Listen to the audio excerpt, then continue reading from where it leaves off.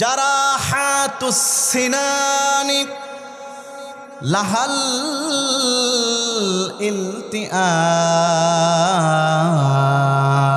ইলতিআম জারাহাতুস সিনানি লাহাল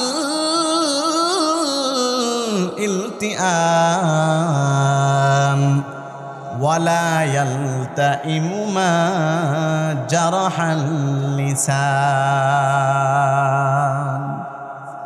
ও পৃথিবীর মানুষেরা শোনো, তরবারি দিয়ে যে আঘাত করা হয়, ছুরি চাকু দিয়ে যে আঘাত করা হয়, একটা সময় সেই আঘাত শরীর থেকে মুছে যায়, শরীর থেকে এক পর্যায়ে সেই আঘাতের চিহ্নটাও মুছে যায়। কিন্তু জবান জিহ্বা দিয়ে মানুষকে কথার মাধ্যমে যে আঘাত করা হয়, জীবন চলে যায় কিন্তু সেই কথার আঘাত মানুষের শরীর থেকে যায় না। জোরে বলতে হবে, ঠিক না বেঠিক? এজন্য আল্লাহ রসুল সাল্লাল্লাহু আলাইহি ওয়াসাল্লাম গ্যারান্টি দিয়েছেন হাদিসের মধ্যে, মান আজমান লি মা বাইনা লিহিয়াইহি ওয়া মা বাইনা রিজলাইহি আজমান লাহুল জান্নাহ। নবীজি সাল্লাল্লাহু আলাইহি ওয়াসাল্লাম বলেন, যে ব্যক্তি আমাকে দুইটা জিনিসের গ্যারান্টি দিবে, এই দুই জিনিস সে কখনো অপাত্রে ব্যবহার করবে না। এক নাম্বার, দুই পায়ের মাঝখানে যে অঙ্গ রয়েছে অর্থাৎ তার লজ্জাস্থান। দুই নাম্বার, দুই চোয়ালের হাড্ডির মাঝখানে যে ছোট্ট অঙ্গ রয়েছে অর্থাৎ তার জিহ্বা। লজ্জাস্থান এবং জিহ্বা এই দুইটাকে ঠিকমতো ব্যবহার করবে, আজে বাজে জায়গায় ব্যবহার করবে না। যে ব্যক্তি আমি নবীকে এই গ্যারান্টি দিবে, আমি নবী তাকে জান্নাতে নেওয়ার গ্যারান্টি দিলাম। সুবহানাল্লাহ বলেন, আরেকটু জোরে বলেন সুবহানাল্লাহ। আচ্ছা বলেন তো, এই যে দুইটা অঙ্গ, এই দুইটা অঙ্গকে নিয়ন্ত্রণ করা সহজ নাকি কঠিন? আমার কাছে মনে হয় অনেক কঠিন বিষয়। মানুষের লজ্জাস্থান নিয়ন্ত্রণ অনেক বড় কঠিন জিনিস। কিভাবে? আমরা বর্তমানে সমাজে চলতে গিয়ে মানুষ যেই গুনাহগুলো করে, এই গুনার অধিকাংশ গুনাহ হয়ে থাকে এই দুই অঙ্গের মাধ্যমে। এক নাম্বার হয় তার লজ্জাস্থানের কারণে। লজ্জাস্থান মানে হচ্ছে এটা মানুষের শাহওয়াতের সাথে, মানুষের যৌবনের সাথে সম্পৃক্ত। এই দুনিয়াতে যত গুনাহ হয় অধিকাংশ হয় মানুষের যৌবনের কারণে। নাটক দেখে, সিনেমা দেখে, মেয়েদের সাথে প্রেম করে, অশালীন কথা বলে, ধর্ষণ করে, খারাপ কাজ যা হয়, এটা কিসের কারণে হয়? লজ্জাস্থানের কারণে। মানুষের যদি এটা না থাকতো, যেরকম ছোট বাচ্চা যারা নাবালেগ বাচ্চা, ওই বাচ্চার দ্বারা এই গুনাহটা হয় না, কারণ তার এখনো শরীরের মধ্যে শাহওয়াত আসে নাই, যৌবন আসে নাই। এই জন্য আল্লাহ রসুল বলেছেন এই দুইটা অঙ্গ ছোট কিন্তু গুনাহগুলি মারাত্মক বড়, যেটা হুজুর হাদিস শুনিয়েছেন। জিহ্বার ব্যাপারে নবীজি বলেছেন, জিসমুহু সগীরুন জুরমুহু কাবীরুন। জিহ্বা হচ্ছে এমন একটা অঙ্গ যেটার সাইজ অনেক ছোট কিন্তু এটার গুনাহ অনেক বড়। যেমন আমাদের হাতের তুলনায় বলেন তো জিহ্বা বড় না ছোট? একটু মেহেরবানি করে বলেন, কষ্ট দিয়ে আপনাদেরকে বলেন। সবাই বলেন হাতের তুলনায় জিহ্বা বড় না ছোট? কিন্তু জিহ্বার গুনাহ হাতের চাইতে ছোট না বড়? বড়। আমি দুইটা উদাহরণ দিই সহজে বোঝার জন্য। এক নাম্বার, একজন মানুষ কাট্টা কাফের ছিল, চিরদিনের জন্য জাহান্নামী। জবান দিয়ে শুধু একবার পড়ল লা ইলাহা ইল্লাল্লাহু মুহাম্মাদুর রাসূলুল্লাহ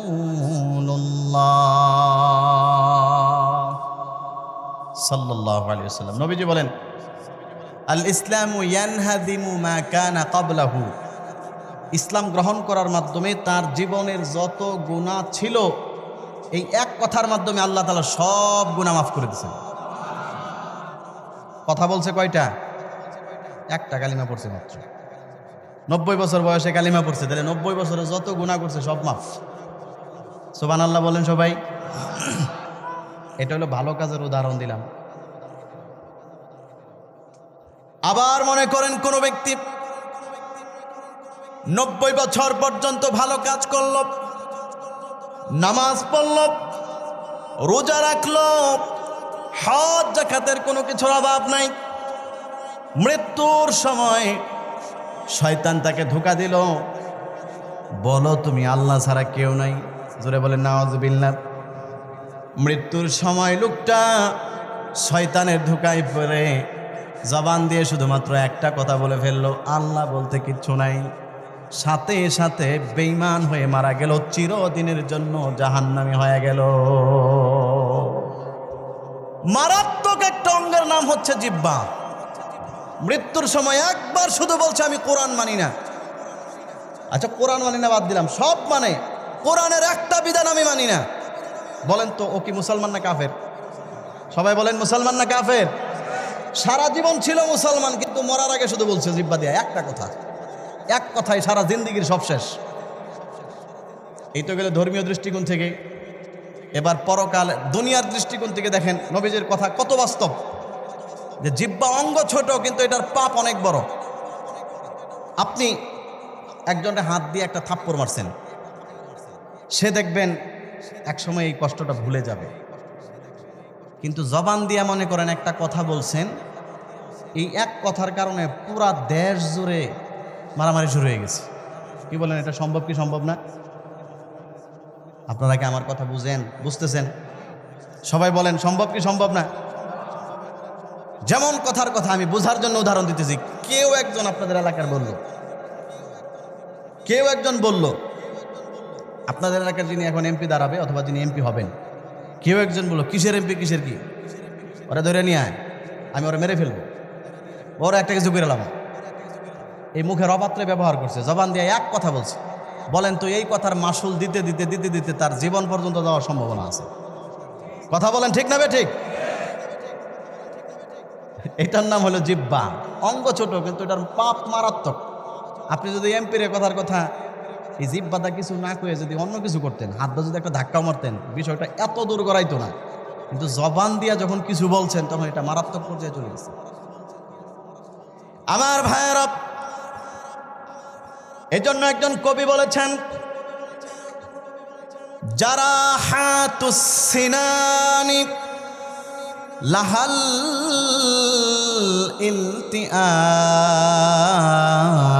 ইলতিআম, যারা হাতুস সিনানি লাহাল ইলতিআম ওয়ালা ইয়ালতাইমু মা জারাহাল লিসান। ও পৃথিবীর মানুষেরা শোনো, তরবারি দিয়ে যে আঘাত করা হয়, ছুরি চাকু দিয়ে যে আঘাত করা হয়, একটা সময় সেই আঘাত শরীর থেকে মুছে যায়। শরীর থেকে এক পর্যায়ে সেই আঘাতের চিহ্নটাও মুছে যায়। কিন্তু জবান জিহ্বা দিয়ে মানুষকে কথার মাধ্যমে যে আঘাত করা হয়, জীবন চলে যায় কিন্তু সেই কথার আঘাত মানুষের শরীর থেকে যায় না। জোরে বলতে হবে ঠিক না বে ঠিক? আপনি একজনকে মারামারি লেগে বাঁশ দিয়ে বাড়ি দিয়ে মাথা ফাটাই ফেলছেন, মাথায় সেলাই লাগছে, 5 বছর পরে 10 বছর পরে দেখবেন সেলাইয়ের দাগ সহ চলে গেছে। আর এখন তো বর্তমানে যে আধুনিক জমানা, যে ক্রিম, যে লোশন বের হয়েছে, মহিলাদের পেটে সিজার করে কাটা দাগ থাকে, ওই দাগ সহ চলে যায়। এখানে যে কখনো সিজার করছে আপনি বুঝবেনও না, আপনার এখানে সেলাই দিছে বুঝবেনও না, তার মানে সেলাইয়ের দাগ সহ চলে যাবে। অথচ এক সময় এটা কাটার সময় অনেক কষ্ট পাইছে, কিন্তু এই দাগটা এক সময় চলে যায়। কিন্তু জবান দিয়ে একজনকে কষ্ট দিছে, মুখে কিছু একটা বলছে, মরার সময়ও বলে অমুকে আমার একটা কথা বলছিল, এখনও মনে হলে কলিজাটা ফাইটা যায়, সহ্য করতে পারি না, কি যে একটা বলছিল। কি বলেন, এরকম আছে না নাই? জবান। আল্লাহ আমাদেরকে জবানের হেফাজতের তৌফিক দিক, আমিন বলেন। এই জন্য আমার বয়ানের বিষয় এটা না, মাঝখানে হুজুরের আলোচনাটা আমার খুব ভালো লাগছে। আমি নিজেও আমার জুমার মসজিদে বেশ কয়েকদিন এই বিষয়ে আলোচনা করেছি। আমাদের জবানের হেফাজত বর্তমান সময়ে, যেহেতু সামনে নির্বাচন, এই সময় খুব জরুরি। নয়তো দেখবেন এই জবানের কারণে নিজের গর্দানও কাটা যাইতে পারে। এই জন্য খুব সাবধান, কথাবার্তা বলার ক্ষেত্রে হুশ করে কইবেন। আমল করবেন তো ইনশাআল্লাহ? দরকার নাই, চুপচাপ যতটুকু নীরবে থাকবেন ততটুকু ভালো থাকবেন। আল্লাহ তৌফিক দান করুক, বলেন আমিন। সম্মানিত হাজরিন, এই যে আজকের ঘটনা, আমি তো আসরের নামাজ পড়িয়ে আমার মসজিদ থেকে চলে আসি। এশার পরে সম্ভবত যখন শামগঞ্জের কাছাকাছি আসছি, তখন শুনছি আমার মসজিদের একদম সামনে, এই যে মনে করেন এটা আমার মসজিদ, আর আপনাদের ওই যে ঘরটা এখানে কি নিয়ে মারামারি লেগে দুই গ্রুপ, এক গ্রুপ আরেকজনকে কুবাইয়া অলরেডি হাত একটা ফালাই দিছে, মানে এটা জোড়া লাগানোর সিস্টেম নেই, আলাদা করে ফেলছে, আর আরেকটা ঝোলায় রাখছে। যেটা কালকে এলাকায় গেলে বিস্তারিত শুনতে পারবো। এতটুকু শুনছি। আমি আরও কয়েকজনকে ফোন দিয়ে, মসজিদের মুয়াজ্জিন সাহেবকে ফোন দিয়ে জিজ্ঞেস করলাম যে হুজুর, হ্যাঁ হাত ফালায় দিছে অলরেডি। এটার কারণ কি? ওই যে জবানের হেফাজত নাই, হয়তো কিছু একটা বলছে, ও রাগ হয়ে আরেকটা বলছে, ও পাল্টা অ্যাটাক করছে, এক পর্যায়ে কুবাকুবি লাগে হাতি কেটে ফেলাই দিচ্ছে। এটা আমার মসজিদের সামনের এই যে আজকের ঘটনা, এশার পরের ঘটনা। এই জন্য জবানের হেফাজত করার তৌফিক আল্লাহ আমাকে সহ আমাদের সবাইকে দান করেন, আমিন বলেন। আমাকে গত 5-6 দিন আগে আপনাদের হুজুর তো ইমাম সাহেব না, আপনাদের সম্মানিত ইমাম সাহেব আমাকে ফোন দিয়ে বলেছেন যে হুজুর, আপনি একটা বিষয়ের উপর আলোচনা করবেন, সেটা হচ্ছে রিজিক সংক্রান্ত বিষয়, হালাল রিজিক, হারাম রিজিক, এ সংক্রান্ত বিষয়ে। তো আমি হুজুরে বলার পর থেকেই আমি এই বিষয়টা মোটামুটি গোছাইতে শুরু করছি, যেহেতু বিষয় দিয়ে দিছেন, আলহামদুলিল্লাহ এই বিষয়ের উপর আলোচনা করব। আল্লাহ তাআলা যেন আমাদের সবার জন্য উপকারী হয় এমন কিছু কথা আমি অধমের জবান থেকে বের করে দেয়, সবাই বলি আমিন। সম্মানিত হাজিরিন, মানুষের জীবনে মৌলিক চাহিদা হচ্ছে 5টা। মানুষের জীবনে মৌলিক চাহিদা কয়টা? 5টা। 1 নাম্বার খাদ্য, 2 নাম্বার বাসস্থান, 3 নাম্বার পোশাক, 4 নাম্বার শিক্ষা। এই হলো 4টা জিনিস। 5 নাম্বার চিকিৎসা। মানুষের জীবনে ঘুরায়া ফিরায়া এই 5টা জিনিস মৌলিক দরকার। হয়তো খাবার দরকার, নয়তো পোশাক দরকার, নয়তো বাসস্থান দরকার, নয়তো চিকিৎসা দরকার। এই 5টার যে কোনো একটা আপনার লাগবেই। এই জন্য মানুষের জীবনের মৌলিক চাহিদার মধ্যে খাদ্য, বস্ত্র ইত্যাদি এগুলো আপনার প্রয়োজন, এবং এই প্রয়োজনটা এমন গুরুত্বপূর্ণ একটা বিষয়, এই প্রয়োজনকে মেটানোর জন্য আপনাকে আল্লাহ রাব্বুল আলামিন যে হালাল পন্থা আপনাকে দিয়েছেন, সেই পন্থায় এই প্রয়োজনগুলো মেটানো একটা ইবাদত। সেই হালাল পন্থা কি? হয়তো আপনি কৃষিকাজ করবেন, অথবা চাকরি করবেন, অথবা ব্যবসা করবেন। এই ধরনের মাধ্যমেই নিজের হালাল প্রয়োজনগুলোকে হালাল পন্থায় মেটানো, এটা আল্লাহ রাব্বুল আলামিন এই উম্মতের জন্য ইবাদত হিসেবে ঘোষণা করেছেন। এবং আল্লাহ রাব্বুল আলামিন এই পৃথিবীতে যা কিছু সৃষ্টি করেছেন, যা কিছু তৈরি করেছেন, এই সব কিছুর মধ্য থেকে হালাল পন্থায় রিজিক অন্বেষণ করা, এটা এই উম্মতের জন্য বিধান আল্লাহ তাআলা দিয়েছেন। এমনকি ফরজ নামাজ পড়ার পরে মানুষ যেন মসজিদে বসে না থাকে, বরং সে যেন তার রিজিক অন্বেষণের জন্য তার কর্মক্ষেত্রে বের হয়ে যায়, এই মর্মে আল্লাহ তাআলা কোরআনুল কারীমের মধ্যে আয়াত নাজিল করেছেন। বলেন সুবহানাল্লাহ। আমার ভাইয়েরা, আল্লাহ রাব্বুল আলামিন বলেন, فَإِذَا قُضِيَتِ الصَّلَاةُ فَانتَشِرُوا فِي الْأَرْضِ وَابْتَغُوا مِنْ فَضْلِ اللَّهِ وَاذْكُرُوا اللَّهَ كَثِيرًا لَعَلَّكُمْ تُفْلِحُونَ। সূরাতুল জুমআ, আল্লাহ রাব্বুল আলামিন বলেন, ও পৃথিবীর মানুষেরা শোনো, যখন তোমাদের ফরজ নামাজ শেষ হয়ে যাবে, ফান্তাশিরু ফিল আরদ, আমি আল্লাহ তোমাদের জন্য বিধান দিলাম, তখন তোমরা জমিনের মধ্যে ছড়িয়ে যাও। ফরজ নামাজ যখন শেষ হয়ে গেল, মসজিদের মধ্যে বসে বসে এখন তোমার তাসবিহ তাহলিল পড়ার দরকার নাই।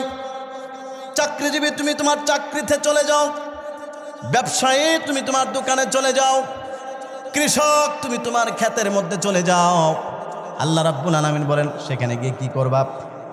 আল্লাহ রাব্বুল আলামিন বলেন ওয়াবতাগু মিন ফাদলিল্লাহ,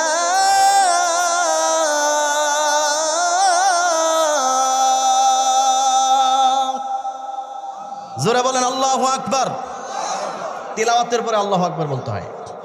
আল্লাহ রাব্বুল আলামিন বলেন ওয়াবতাগু মিন ফাদলিল্লাহ, আমি আল্লাহ রাব্বুল আলামিন আমার যে অনুগ্রহ জমিনে ছিটিয়ে রেখেছি, তার মানে রিজিকগুলো আমি ছড়িয়ে ছিটিয়ে রেখেছি। কিছু কিছু রিজিক আমি আল্লাহ রেখেছি তোমার ধান ক্ষেতের মধ্যে, সুতরাং তুমি ওখানে ফসল ফলাও, এটা আমি আল্লাহর নিয়ামত, ঠিক কিনা বলেন? কিছু নিয়ামত রেখেছি তোমার ব্যবসার মধ্যে, সুতরাং তুমি ব্যবসা করো, তরকারি বিক্রি করে যাও, বাজারে যাও। আসরের নামাজের টাইম হয়ে গেছে, মসজিদে এসে জামাতে নামাজ পড়বা। মাগরিব পর্যন্ত মসজিদে যদি তোমার কাজ থাকে, বসে থাকার বিধান ইসলামে নাই। ইসলামের বিধান হচ্ছে তাহলে তুমি মাগরিব পর্যন্ত বেচা কিনা করো, আবার যখন মাগরিবের টাইম হবে আবার তুমি মসজিদে ঢুকবা। ইসলামে বৈরাগ্যের কোনো জায়গা নাই।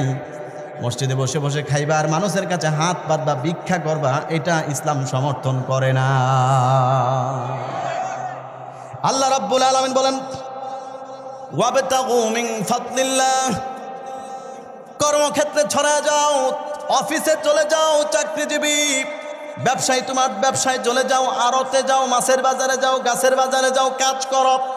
কৃষক তুমি তোমার মাঠের মধ্যে ছড়ায় যাও, জমিনের মধ্যে ছড়ায় যাও। ওয়াবতাগু মিন ফাদলিল্লাহ, এবং আমি আল্লাহ রাব্বুল আলামিন তোমার জন্য যে অনুগ্রহ জমিনের মধ্যে বিভিন্ন জায়গায় ছিটিয়ে রেখে দিয়েছি, সেগুলোকে তুমি তুলে ঘরে আনো, এগুলোকে তুমি সংরক্ষণ করো। ওয়াজকুরুল্লাহ কাসীরা, আল্লাহ তাআলাকে স্মরণ করো। তার মানে আয়াত থেকে বোঝা গেল মানুষ যে রিজিক অন্বেষণ করবে সেখানেও সে আল্লাহকে স্মরণ করতে হবে। কেন করবা? আল্লাহ রাব্বুল আলামিন বলেন লাআল্লাকুম তুফলিহুন,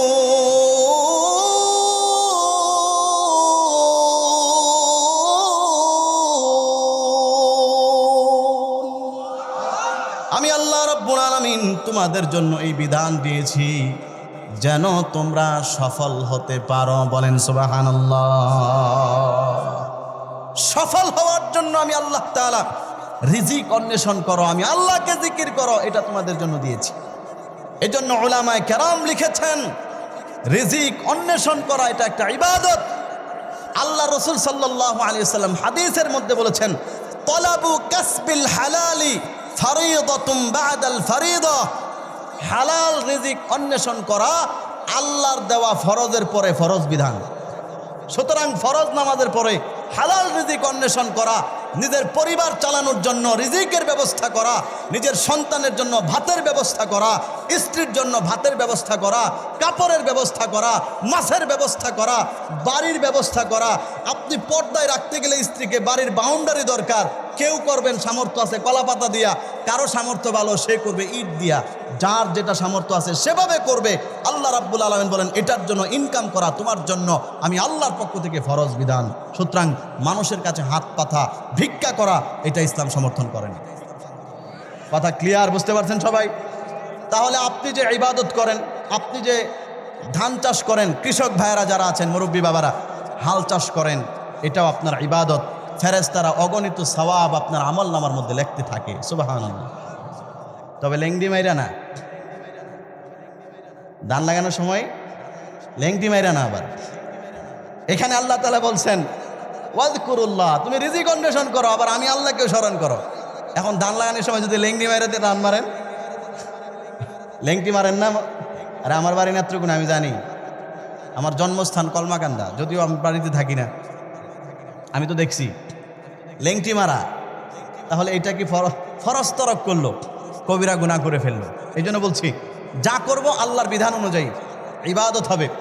সুতরাং আপনি ক্ষেতের মধ্যে ধান লাগাইতেছেন, রোয়া লাগাইতেছেন, আল্লাহ তাআলা সাদকার সওয়াব আপনার আমলনামার মধ্যে দান করবে। সুবহানাল্লাহ। ব্যবসায়ী ভাই, আপনি ব্যবসা করতেছেন দোকানের মধ্যে, আল্লাহ তাআলা অগণিত সাদকার সওয়াব আপনার আমলনামার মধ্যে দান করে দিবেন। সুবহানাল্লাহ বলেন। এজন্য একজন বড় বুজুর্গ বলেছেন, একজন বান্দা যখন সে তার পরিবারের প্রয়োজনকে পূরণ করার জন্য সে বাদাম বিক্রি করতেছে, রাস্তার মধ্যে যতবার দাঁড়ায় দাঁড়ায় বলে, এই বাদাম কিনেন, বাদাম কিনেন। একজন সিলভারওয়ালা সিলভারের জিনিস নিয়ে রাস্তায় বের হয়েছে, বাড়ি বাড়িতে গেছে, রাস্তার মধ্যে যতবার বলে, এ ভাই পাতিল কিনেন, পাতিল কিনেন। এই তার প্রত্যেকটা কথা আল্লাহকে আল্লাহ বলে ডাক দিয়া জিকির করলে যেই সওয়াব হয়, পরিবারের প্রয়োজন মিটানোর জন্য যেই কাজগুলো করতেছে, এগুলোর মাধ্যমে আল্লাহ তাআলা তাকে আল্লাহর জিকির করার সমান সওয়াব দান করে। তাহলে রিজিক অন্বেষণ করা এটা খারাপ কাজ নয়। ইসলাম কখনোই আপনাকে 24 ঘন্টা মসজিদে পড়ে থাকেন এই বিধান দেয় না। ইসলামের বিধান আপনার পেট চালানোর জন্য কাজ করেন, এটা ইসলামের বিধান। কারণ আপনার স্ত্রীকে খাবার দিবেন, এটাও সদকা। সন্তানকে খাবার দিবেন, এটাও সদকা। আপনার ভালো সারাদিন কাজ করে ঘুমের জন্য একটা ভালো জায়গা দরকার, সুতরাং একটা সুন্দর ঘর বানানোর চেষ্টা করে গেলেন। আল্লাহ কাউকে সম্পদ দেয়, কাউকে দেয় না, এটা আল্লাহ তাআলার নিজাম। কিন্তু আপনার চেষ্টা করে যাওয়া এটা আপনার দরকার। আপনার বাড়িতে আপনার মেয়ে আছে, আপনার পুত্রবধূ আছে, আপনার নিজের স্ত্রী আছে, তারা পর্দায় থাকতে হবে। সুতরাং পর্দায় থাকতে গেলে বাড়িটাকে একটু চতুর্দিক দিয়ে বেড়া দেওয়া দরকার। এখন আপনি বেড়া দেওয়া আপনার জন্য জরুরি দায়িত্ব। পর্দা যেরকম ফরজ, পর্দা করার জন্য যা দরকার সবগুলো করা ফরজ। সুতরাং আপনি প্রয়োজনে বাঁশ দিয়ে বেড়া দিবেন, সামর্থ্য ভালো থাকলে ইট দিয়ে সুন্দর করে দেওয়াল দিয়ে বেড়া দিবেন। এই বেড়া দেওয়া আপনার জন্য ফরজ দায়িত্ব। এই দায়িত্ব দিয়েছেন কে? আল্লাহ তাআলা। আল্লাহ আমাদেরকে বুঝার তৌফিক দান করুক, সবাই বলেন আমিন। আমার ভাইয়েরা, এই জন্য আল্লাহ রাব্বুল আলামিন কোরআনুল কারীমের মধ্যে এই পৃথিবীর মানুষের জন্য বিধান দিয়েছেন, ও পৃথিবীর মানুষেরা রিজিক অন্বেষণ করো, রিজিক অন্বেষণ করো। রিজিক অন্বেষণ করাটা আমি আল্লাহ রাব্বুল আলামিন তোমাদের জন্য বৈধ একটা বিধান দিয়েছি। মানুষের কাছে হাত পেতো না, প্রয়োজন যদি থাকে আসলে হাত পাতা দরকার, তখন সেটা ভিন্ন হিসাব। কিন্তু ঢালাওভাবে মানুষের কাছে ভিক্ষার হাত বাড়িও না। আল্লাহর নবী সাল্লাল্লাহু আলাইহি ওয়াসাল্লাম হাদিসের মধ্যে বলেন, মা ইয়াজালুর রাজুলু ইয়াসআলুন নাসা হাত্তা ইয়াতি ইয়াউমাল কিয়ামা লাইসা ফি ওয়াজহিহি মুযআতুল লাহমিন। যে ব্যক্তি নিয়মিত প্রতিনিয়ত মানুষের কাছে ভিক্ষার হাত পাতে, অথচ সে কাজ করতে পারত, ভিক্ষা করা তার দরকার ছিল না, ওই ব্যক্তি কিয়ামতের দিন আল্লাহর সামনে এমন অবস্থায় আসবে, তার মুখের মধ্যে কোনো গোশত থাকবে না। যারা প্রয়োজন ছাড়া মানুষের কাছে হাত পাতে, ভালো করে বুঝেন। একটা হচ্ছে প্রয়োজন, তার এখন ব্যবস্থা নাই, মানুষের সহযোগিতা নিতে হবে। এই ক্ষেত্রে ইসলাম বিধান দিছে সবাই মিলে তারা সহযোগিতা করে। কি বলেন, এই বিধান আছে না নাই? আরেকটা হচ্ছে দরকার নাই। মাঝে মধ্যে অবাক হই, রাস্তাঘাটে আমরা তো বেশি বের হই, এমন এমন কিছু মহিলা এসা হাত পাতে, মনে হয় বাহ্যিকভাবে যে এই মহিলার এই কাজটা না করলেও চলতো। কি বলেন, এরকম দৃশ্য আপনারা দেখেন না মাঝে মধ্যে? নেত্রকোনা যাইবেন, বাস স্ট্যান্ডে দাঁড়াইবেন, দেখবেন এক মহিলা ভাই কিছু দেন, চায়া দেখবেন এই মহিলা আপনার সে জোয়ান। কি বলেন, আছে না নাই? অনেক লোক সম্পূর্ণ সুস্থ, শুধু শুধু বলতেছে ভাই কিছু দেন। এখন ভিক্ষাবৃত্তিটাকে, হালাল পন্থায় কোনো কাজ না করাকে এটা একটা পেশা বানায় নিছে, কারণ বিশাল লাভ। আমি শবে বরাতের রাতের দিন গত বছরও, এই যে আমার সাথে আমার সফর সঙ্গে সেও ছিল, আমি যখন বয়ান করে যাচ্ছি তখন দেখলাম একজনে ওই যে কাঠের যেটা বগলের নিচে দিয়া হাঁটে, ল্যাংরা ট্যাংরা হয়ে গেলে একটা কি দিয়ে হাঁটে না, বগলের নিচে দেয় যায়, আচ্ছা ওইটা দিয়ে কান্দের মধ্যে নিয়ে জোরে জোরে হাইটা যাইতেছে।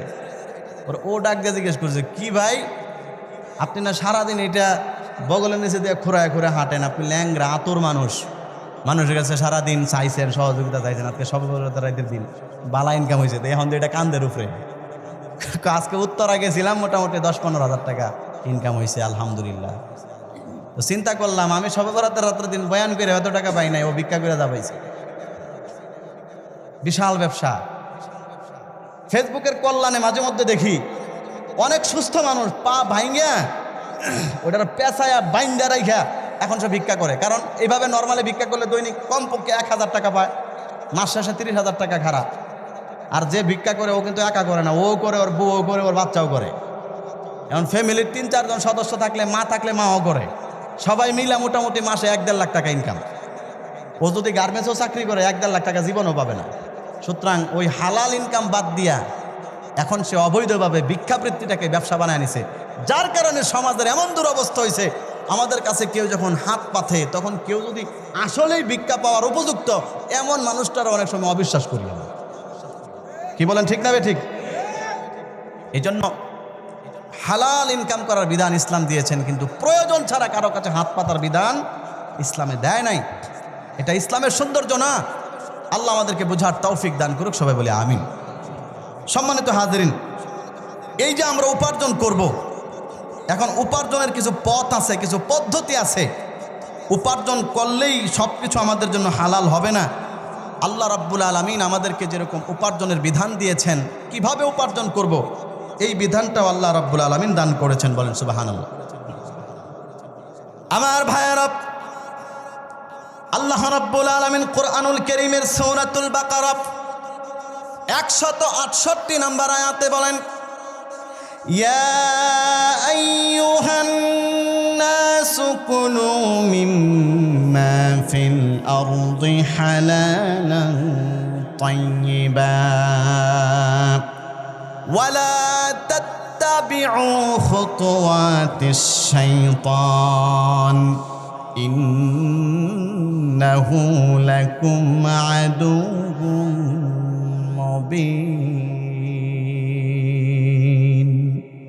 আল্লাহ রাব্বুল আলামিন বলেন, ইয়া আইয়ুহান নাস, ও পৃথিবীর মানুষ সম্প্রদায়, আমি আল্লাহ রাব্বুল আলামিন তোমাদেরকে বিধান দিলাম, কুলু মিম্মা ফিল আলাং তাইয়্যিবা, আমি আল্লাহ রাব্বুল আলামিন তোমাদের জন্য জমিনের যেই বিষয়গুলো হালাল করেছি সেগুলোই তোমরা ভক্ষণ করো, সেগুলোই তোমরা খাও।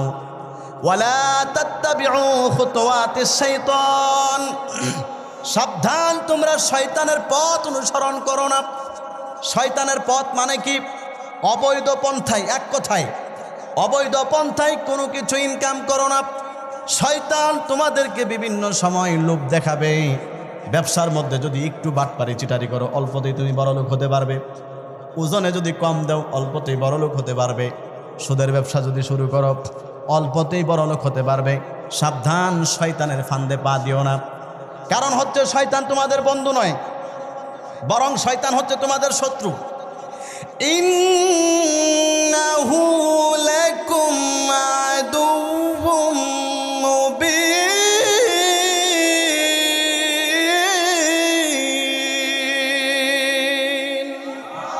আল্লাহ রাব্বুল আলামিন বলেন, শয়তানের কথা তোমরা মানবে না, শয়তানের পথে তোমরা পা দিবা না, কারণ শয়তান হচ্ছে আমাদের স্পষ্ট শত্রু। কথা বলুন ঠিক কিনা?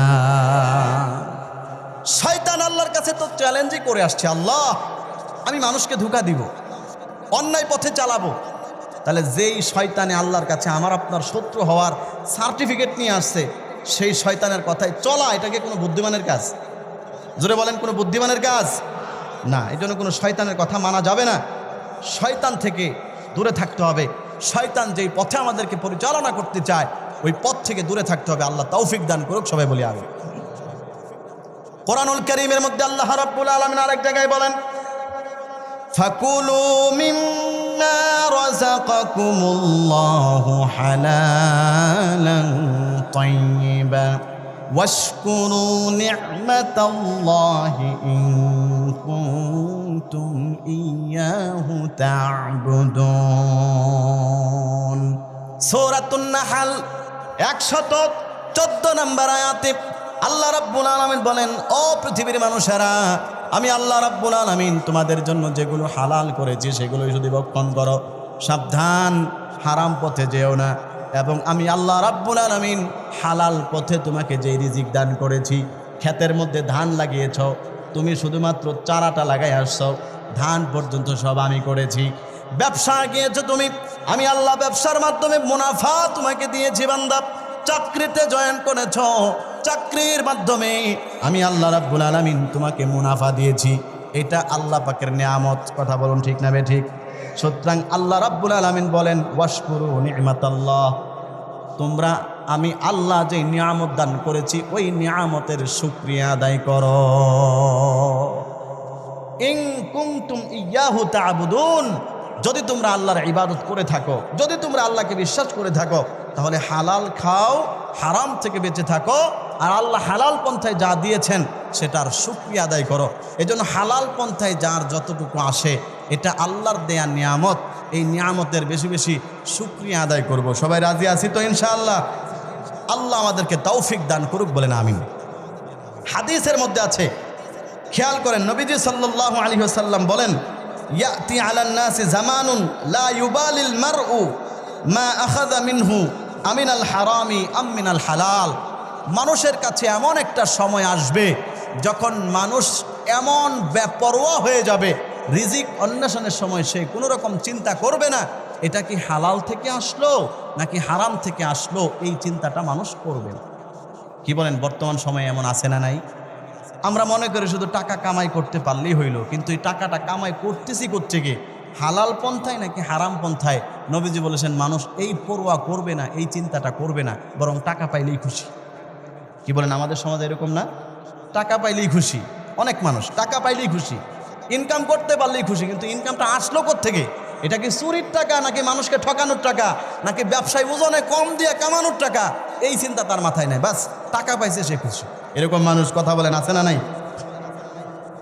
এই যে মানুষ এই কাজগুলো করে, যেহেতু আমাদের সময় কম, আমি সংক্ষেপে আপনাদেরকে কয়েকটা কারণ শোনাবো এই কাজগুলো মানুষ কেন করে। হারাম পন্থায় উপার্জন, প্রথম কথা হচ্ছে আমরা সবাই ওয়াদা করি হাত তুলে হারাম পন্থায় উপার্জন করব না। হাত তুলেন সবাই ইনশাল্লাহ কষ্ট করে। আল্লাহ আমাদেরকে তৌফিক দান করুক, বলেন আমিন। হালাল খাবার অল্প খাবো, প্রয়োজনে 3 বেলার মধ্যে 1 বেলা খায়া থাকবো, তারপর হারামের দিকে যাব না। রাজি আছি সবাই ইনশাআল্লাহ? এখন যারা হারাম খাবার অন্বেষণ করে, হারাম ইনকাম যারা করে, কেন করে এর কয়েকটা কারণ শোনাই। 1 নাম্বার কারণ হচ্ছে ওই ব্যক্তির অন্তরের মধ্যে তাকওয়া নাই। ওই ব্যক্তির অন্তরের মধ্যে কি নাই? তাকওয়া নাই, আল্লাহর ভয় নেই। আমার ভাইয়েরা, হাদিসের মধ্যে আছে নবীজি সাল্লাল্লাহু আলাইহি ওয়াসাল্লাম বলেন, ও আমার উম্মতেরা, ও আমার সাহাবীরা, তোমরা আল্লাহ রাব্বুল আলামিনকে যেমন ভয় করা দরকার তেমন ভয় করো, যথাযথভাবে ভয় করো। সাহাবায়ে কেরাম বললেন, ইয়া রাসূলুল্লাহ, আমরা তো আল্লাহ তাআলাকে যথাযথভাবে ভয় করি। আল্লাহর নবী সাল্লাল্লাহু আলাইহি ওয়াসাল্লাম বললেন, না, আল্লাহকে যথাযথ ভয় করার অর্থ হচ্ছে তোমার মস্তিষ্ক দিয়াও কখনো অন্যায় কিছু ভাববা না, তোমার পেটের মধ্যে অন্যায় কোনো কিছু ঢুকাইবা না, এবং পরকাল সম্পর্কে আল্লাহর ভয় রাখবা, মৃত্যুর পরে কি হবে এই ভয় অন্তরে রাখবা। এই ভয় যার মধ্যে আছে ওই ব্যক্তি আসলে আল্লাহ পাককে ভয় করে। এটা ছাড়া কেউ যদি মুখে মুখে বলে আমি আল্লাহকে ভয় করি, কিন্তু দেখা যায় আকাম কুকামের বেলায় সবগুলোই করে, তাহলে বোঝা গেল সে শুধু মুখেই বলে আমি আল্লাহকে ভয় করি, আসলে সে আল্লাহকে ভয় করে না। আমাদের সমাজের অবস্থা তো এরকমই। দেখবেন যদি জিজ্ঞেস করা হয় আপনি কি আল্লাহরে ভয় করেন, সবাই হাত তুলবে, হ্যাঁ আল্লাহকে ভয় করি। কিন্তু খোঁজ নিয়ে দেখবেন আল্লাহ তাআলা অসন্তুষ্ট হয় এরকম অসংখ্য কাজের মধ্যে সে জড়িত আছে, অসংখ্য হারাম কাজের মধ্যে সে জড়িত আছে। এজন্য আল্লাহ রাসূল সাল্লাল্লাহু আলাইহি ওয়াসাল্লাম বলেছেন, মানুষের যখন আল্লাহর প্রতি ভয় থাকে না তখন সে ব্যক্তিটা যা ইচ্ছা তাই করতে পারে। আল্লাহর প্রতি ভয় যদি মানুষের থাকে তখন ওই ব্যক্তিটা গুনাহ থেকে বাঁচতে পারে, অন্যায় ইনকাম করা থেকে বাঁচতে পারে। আল্লাহ আমাদেরকে আল্লাহর ভয় অর্জন করার তৌফিক দিক, বলেন আমিন। 2 নাম্বার কারণ, মানুষ হারাম পন্থা কেন বেছে নেয়? নবীজি সাল্লাল্লাহু আলাইহি ওয়াসাল্লাম বলেন, হারাম পন্থা বেছে নেওয়ার 2 নাম্বার কারণ হচ্ছে দ্রুত গতিতে বড়লোক হওয়ার ইচ্ছা। দ্রুত গতিতে বড়লোক হওয়ার ইচ্ছা। আমাদের সমাজে বহুত মানুষ এমন আছে লাভ দিয়া তাল গাছে উঠতে চায়, কথা বলেন ঠিক না ঠিক? রাতারাতি বড়লোক হতে চায়। আমার পাশের বাড়ির লোক বিল্ডিং করে ফেললো, আমারও করতে হবে। আমার আরেক পরিচিত লোক গাড়ি কিনে ফেলেছে, আমাকেও গাড়ি কিনতে হবে। এখন সেই গাড়ি কেনার জন্য বড়লোক হওয়ার ধান্দা মাথায় ঢুকছে। সুতরাং বড়লোক হওয়ার চিন্তায় এই লোকটা এখন হালাল বাদ দিয়া হারাম পথের মধ্যে ঢুকে গিয়েছে। হালাল পন্থা থেকে মানুষ হারাম পথে তখনই যায় যখন সে দ্রুত সময়ে বড়লোক হওয়ার ইচ্ছা মনের মধ্যে ঢুকে। আমার ভাইয়েরা, এবার একটা হাদিস শোনেন। আল্লাহর নবী সাল্লাল্লাহু আলাইহি ওয়াসাল্লাম দ্রুত গতিতে রিজিক অন্বেষণ করে, দ্রুত গতিতে বড়লোক হওয়ার চেষ্টা করতে হাদিসের মধ্যে নবীজি সাল্লাল্লাহু আলাইহি ওয়াসাল্লাম নিষেধ করেছেন। আল্লাহর নবী বলেন, ও আমার সাহাবীরা রে শোনো, আমি তোমাদের সামনে জান্নাতে যাওয়া যায় এমন সব বিষয়গুলো বর্ণনা করেছি।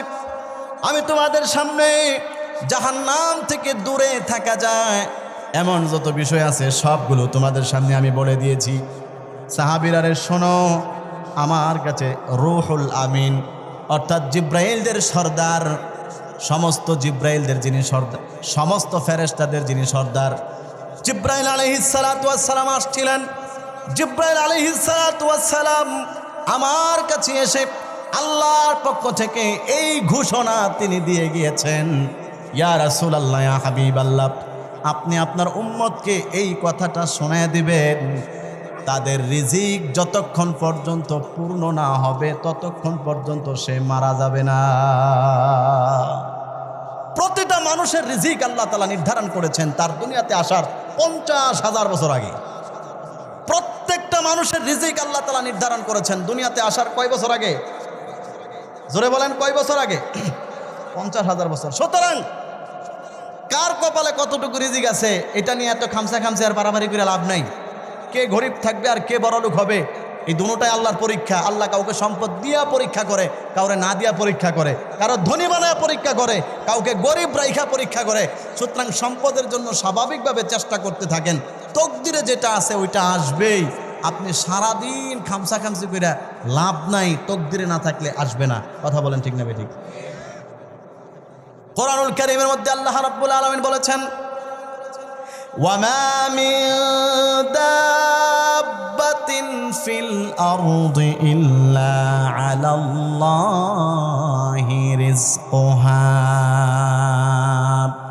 আল্লাহ রাব্বুল আলামিন বলেন, পৃথিবীর মানুষেরা শোনো, শুধুমাত্র মানুষ নয়, শুধুমাত্র জিন জাতি নয়, বরং এই পৃথিবীতে বিচরণশীল যত প্রাণী আছে আল্লাহ রাব্বুল আলামিন বলেন সবার রিজিকের দায়িত্ব আমি আল্লাহ পাকের হাতে। রিজিকের দায়িত্ব কার হাতে? একটু জবান ছেড়ে মহব্বতে বলেন না ভাই, কার হাতে? রিজিকের দায়িত্ব আল্লাহর হাতে। খালি আমারটা না, আমার এলাকার যে একটা পিঁপড়া আছে, ওই পিঁপড়ায় কি খাবে এই রিজিকের দায়িত্ব কার হাতে? তাফসীরের মধ্যে আছে, আশআরী গোত্রের কিছু লোক সফর করতেছিল। সফর করতে করতে রাস্তার মাঝখানে তাদের যত খাবার দাবার ছিল সব শেষ হয়ে গেল। খাবার খাওয়ার মতো কিছু নাই। এমন একটা বিপদে পড়েছে, রাস্তার মাঝখানে খাবে কোথায়? খাবারের মতো কিছু নাই। একজন সাহাবীকে দায়িত্ব দিল, তুমি বিশ্বনবী সাল্লাল্লাহু আলাইহি সাল্লামের দরবারে যাও, নবীর কাছে গিয়ে আমাদের দুঃখের কথাগুলি শোনাইবা, নবীজি যেন আমাদের জন্য কিছু খাবারের ব্যবস্থা করে দেন, এটা তুমি নবীজির কাছে গিয়া বলবা। সাহাবীরা পরামর্শ করে একজনকে পাঠালেন। এক সাহাবী দৌড়ায় গেল নবীর দরবারে। গভীর মনোযোগ দিয়ে শোনেন আমার বাবারা, সাহাবী যখন নবীর কাছে গেল, যাওয়ার পরে দেখলেন নবীজি মসজিদের মধ্যে বয়ান করতেছেন। এর একটু আগেই এই আয়াত নাজিল হয়েছে। নবীজি মসজিদে নববীতে সাহাবীদেরকে বুঝাইতেছেন, আল্লাহ রাব্বুল আলামিন আয়াত নাজিল করেছেন, ওয়ামা মিন দাব্বাতিন ফিল আরদ ইল্লা আলাল্লাহি রিজকুহা। আল্লাহ রাব্বুল আলামিন বলছেন, পৃথিবীতে যত বিচরণশীল প্রাণী আছে সবার রিজিকের দায়িত্ব আল্লাহর হাতে। আল্লাহ রাব্বুল আলামিন এই আয়াত যখন নাজিল করেছেন, নবীজি সাহাবীদেরকে বুঝাইতেছেন। ওই সাহাবী পিছন থেকে যখন এই আয়াত শুনল, চিন্তা করেন সাহাবীদের ঈমান কেমন ছিল। সাথে সাথে সে চিন্তা করতে লাগলো, আল্লাহ কোরআনে বলেছেন পৃথিবীর সমস্ত পশু পাখি জানোয়ার যা কিছু আছে সব কিছুর রিজিকের দায়িত্ব আল্লাহর হাতে। সুতরাং আমরা তো সর্বশ্রেষ্ঠ জাতি মানুষ, আবার নবীজির সাহাবী, সুতরাং আমাদের রিজিক নিয়ে টেনশন করার দরকার নাই, রিজিক আল্লাহর হাতে। সুতরাং সে নবীজির কাছে কোনো কিছুই বলে নাই। নবী আমাদের খাবার নাই এই সংবাদটা নবীজিকে দেয় নাই, বরং সে সাথে সাথে তার গোত্রের কাছে চলে গেল, কওমের লোকদের কাছে চলে গেল। কওমের লোকদেরকে নিয়ে যখন বসেছিল, কিছুক্ষণ পরে তাকায় দেখে মাথার মধ্যে বিশাল বড় এক গাঁটটি নিয়ে কয়েকজন লোক খাবার নিয়ে আসতেছে। জোরে বলেন আল্লাহু আকবার। অনেক খাবার নিয়ে তাদের কাছে আসলো। সবাই মিলে রুটি আর গোশত খাইতে খাইতে পেটের মধ্যে আর জায়গা নাই। খাওয়া শেষ করার পরে কিছু রেখে দিলেন এবং শেষ পর্যায়ে আর যখন খায়া শেষ করতে পারে না, বাকিগুলো দিয়া আরেকজন সাহাবীকে দিয়া নবীজির দরবারে পাঠাইছে। নবীজিকে গিয়া বলবা, ইয়া রাসূলুল্লাহ, আপনি আমাদের জন্য যে খাবার পাঠিয়েছিলেন ওই খাবার খায়া শেষ করতে পারি নাই, বাকিগুলো ফেরত দিয়া গেলাম, অন্য গরিব সাহাবীদেরকে দিয়া দিবেন। ওই সাহাবী খাবার নিয়ে নবীজির দরবারে গেল। আল্লাহ নবীকে গিয়া ঘটনা বলতেছেন, ইয়া রাসূলুল্লাহ, আপনার কাছে যে গত কয়েকদিন আগে খাবারের জন্য লোক পাঠাইছিলাম, এরপরে আপনি যেই খাবার দিছেন এগুলো খায়া শেষ করতে পারি নাই, এই যে নেন, বাকিগুলো ফেরত দেয়া গেলাম। নবীজি অবাক হয়ে গেল, আরে কি বলো এই কথা? আমার কাছে তো কেউ খাবার চায় নাই, আমার কাছে তো কেউ আসেও নাই। নবীজি এবার বললেন, কোন সাহাবীকে পাঠাইছিলা তারে নিয়ে আসো। ওই সাহাবীকে যখন আনলো, জিজ্ঞেস করলো, কি ব্যাপার, তুমি তো আমার কাছে আসো নাই, আমার কাছে খাবারের কথা বলোও নাই, তাহলে তুমি এগুলা কই পাইলা? সাহাবী বলেন, ইয়া রাসূলুল্লাহ, আমি আপনার কাছে খাবার চাওয়ার জন্যই আসছিলাম, কিন্তু আইসা দেখি আপনি মসজিদের মধ্যে বয়ান করতেছেন রিজিকের দায়িত্ব আল্লাহর হাতে। আমি আল্লাহর উপর ভরসা করে চলে গেছি। আল্লাহু আকবার বলেন। আমি আল্লাহর উপর ভরসা করছি, আল্লাহ যদি একটা প্রাণীরে খাবার দিতে পারে আমারে কেন দিবে না? আমি আল্লাহর উপর ভরসা করে চলে গেছি, আপনার কাছে কিছু চাই নাই। একটু পরেই দেখি কয়েকজন মানুষ মিলা, একজনের মাথার মধ্যে গোশতের পোটলা, আরেকজনের মাথার মধ্যে রুটির পোটলা, আরেকজনের মাথার মধ্যে বিভিন্ন খাবারের পোটলা আমাদেরকে দিয়া গেছে। সবাই পেট ভরে খাইছি, বাকিগুলো আপনারে দিয়া দিছি। আমরা তো মনে করছি আপনি পাঠাইছেন। নবীজি বলেন, না, এটা আমি পাঠাই নাই, আল্লাহর প্রতি বিশ্বাসের কারণে রিজিক আমার আল্লাহ ফেরেশতা দিয়ে তোমার কাছে পাঠাইয়া দিয়েছে, আমি পাঠাই নাই। রিজিক পাঠাইছেন কে? রিজিকের দায়িত্ব কার? আল্লাহর হাতে। বিশ্বাসটা আছে তো? বিশ্বাস রাখতে হবে। আপনি নিজে যতই চান রিজিক পাবেন না। আমি আপনাদেরকে বাস্তব একটা উদাহরণ দিই। আপনাদের কি কষ্ট হচ্ছে? 12টা কিন্তু বেজে যাইতেছে, আমি নিয়ত করছি 12টার মধ্যে শেষ করে দেবো, 1 ঘন্টা। আপনারা যদি কিছুক্ষণ থাকেন তাহলে আরও কিছুক্ষণ চলবে। থাকবেন তো ইনশাআল্লাহ? মুরব্বী বাবারা, কষ্ট হইতেছে আপনাদের? জোরে একটা তাকবীর দেন, লিল্লাহে তাকবীর, নারায়ে তাকবীর। কোরআন সুন্নাহর আলো, জোরে কোরআন সুন্নাহর আলো। আজকের মাহফিল, আজকের মাহফিল, নারায়ে তাকবীর। আল্লাহ তাআলা এই আওয়াজকে ইসলামের পক্ষে আমাদের জন্য নাজাতের ওসিলা বানায় দিক, বলেন আমিন। সম্মানিত হাজির, নবীজি বললেন, এই রিজিক পাঠাইছেন আল্লাহ, আমি দেই নাই। তাহলে বোঝা গেল রিজিকের দায়িত্ব কার হাতে? রিজিকের দায়িত্ব যে আল্লাহর হাতে। আমি আপনাদেরকে একদম বাস্তব একটা উদাহরণ দিই। মনে করেন চোখে আঙ্গুল দিয়ে দেখাই দিতেছি। মনে করেন নেত্রকোনা শহরে আপনাদের এলাকার 2 জন মানুষ ব্যবসা করে, অথবা আপনাদের এলাকারটা বাদ দিলাম, নেত্রকোনা শহরেই মনে করেন, নেত্রকোনা একদম মেইন বাস স্ট্যান্ডের পাশে 2টা দোকান আছে, 2টা মুদি দোকান মনে করেন। 2 মুদি দোকান দেখতেও সেম, 2 মুদি দোকানের মালপত্র যা আছে এগুলো সেম সেম। অর্থাৎ এই ডান দিকের দোকানেও 20 লাখ টাকার মাল আছে, বাম দিকের দোকানেও 20 লাখ টাকার মাল আছে। ডান দিকের দোকানে যা যা আছে বাম দিকের দোকানেও তা আছে। দুটোটা একই জায়গায় একই পজিশনে দোকান। আমি আপনাদের কাছে জানতে চাই, বুদ্ধিমান মানুষ সবাই আপনারা মেহেরবানি করে জবান খুলে উত্তর দিবেন। বলেন তো, দুনো দোকানের বেচা কিনা কি সমান? কোশ্চিনকালেও হবে না। দেখবেন এক দোকানদারে মাস শেষে বেচা কিনা করে তার স্টাফদের বেতন টেতন দিয়া 1 লাখ টাকা আয় থাকে।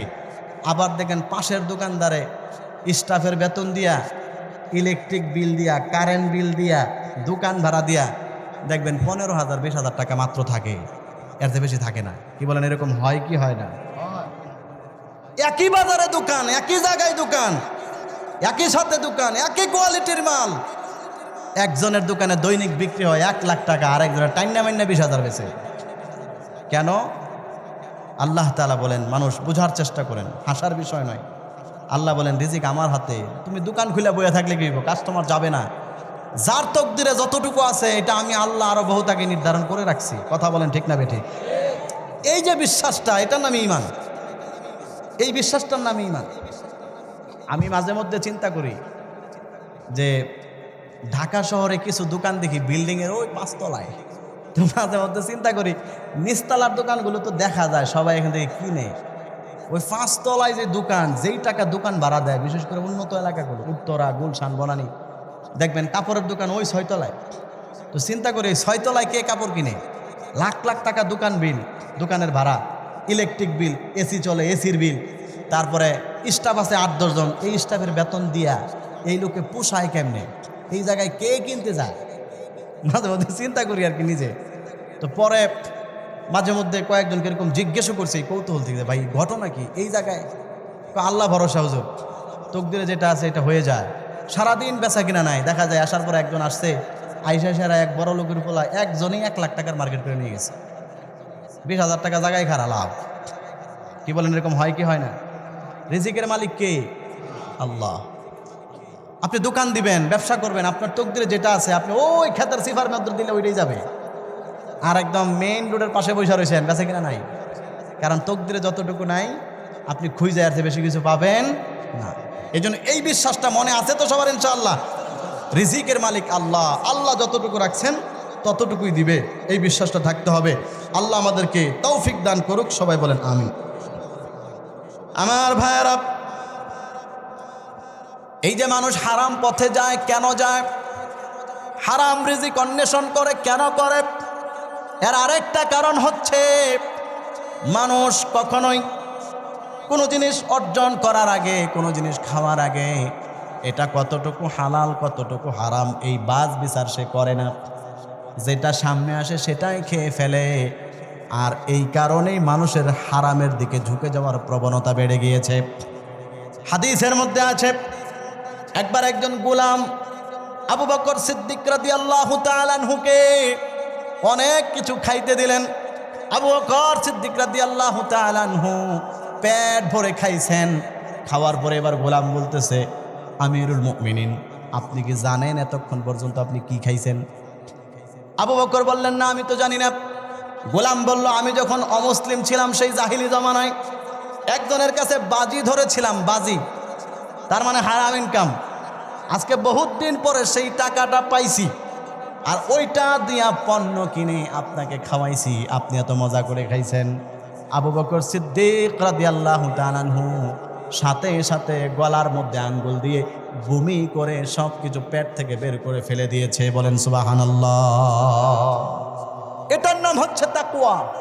আমি কি খাইলাম একটু যাচাই বাছাই করা, এটা ইমানদারের কাজ, কারণ আমার খাওয়াটাও একটা ইবাদত। কথা বলেন ঠিক না বেঠিক?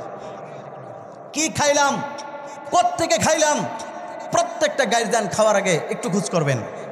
আপনাদেরকে একটা হাদিস শোনাই। আল্লাহ রাসূল বলেছেন, ওই শরীর কখনো জান্নাতে প্রবেশ করবে না, গুজিয়া মিনাল হারাম, যেই শরীর হারাম থেকে তৈরি হয়েছে। আবারও বলছি, নবীজি বলেন ওই শরীর কখনো জান্নাতে প্রবেশ করবে না যেই শরীর তৈরি হয়েছে হারাম খাবার থেকে। এই যে আমরা খাই, খাবারের মাধ্যমে শরীর মোটা হয়, শরীরের রক্ত হয়, শরীরের চর্বি হয়, শক্তি হয়, তার মানে শরীরের সব কিছু হয় খাবার থেকে। নবীজি বলেন, যে ব্যক্তি হারাম খাবার খেয়ে শরীর গঠন করলো, এই ব্যক্তি জীবনে কোনোদিন জান্নাতে প্রবেশ করবে না। বলেন নাউযুবিল্লাহ। আজকে আমরা অনেক গাইডলাইন আছি। আমি একটা কথা বলি, রাগ করেন না। সারাদিন কাজ করে আসছে, রাতের বেলায় খাইতে বসছে এমন মজার গুড়া মাছ, এদিকে খেত আছে না, ওই ছোট ছোট চাই দিয়ে গুড়া মাছ মারে, গুড়া মাছের মনে করেন চচ্চড়ি রানছে, হালকা হালকা পোড়া পোড়া, কি মজা করে খাইতেছে।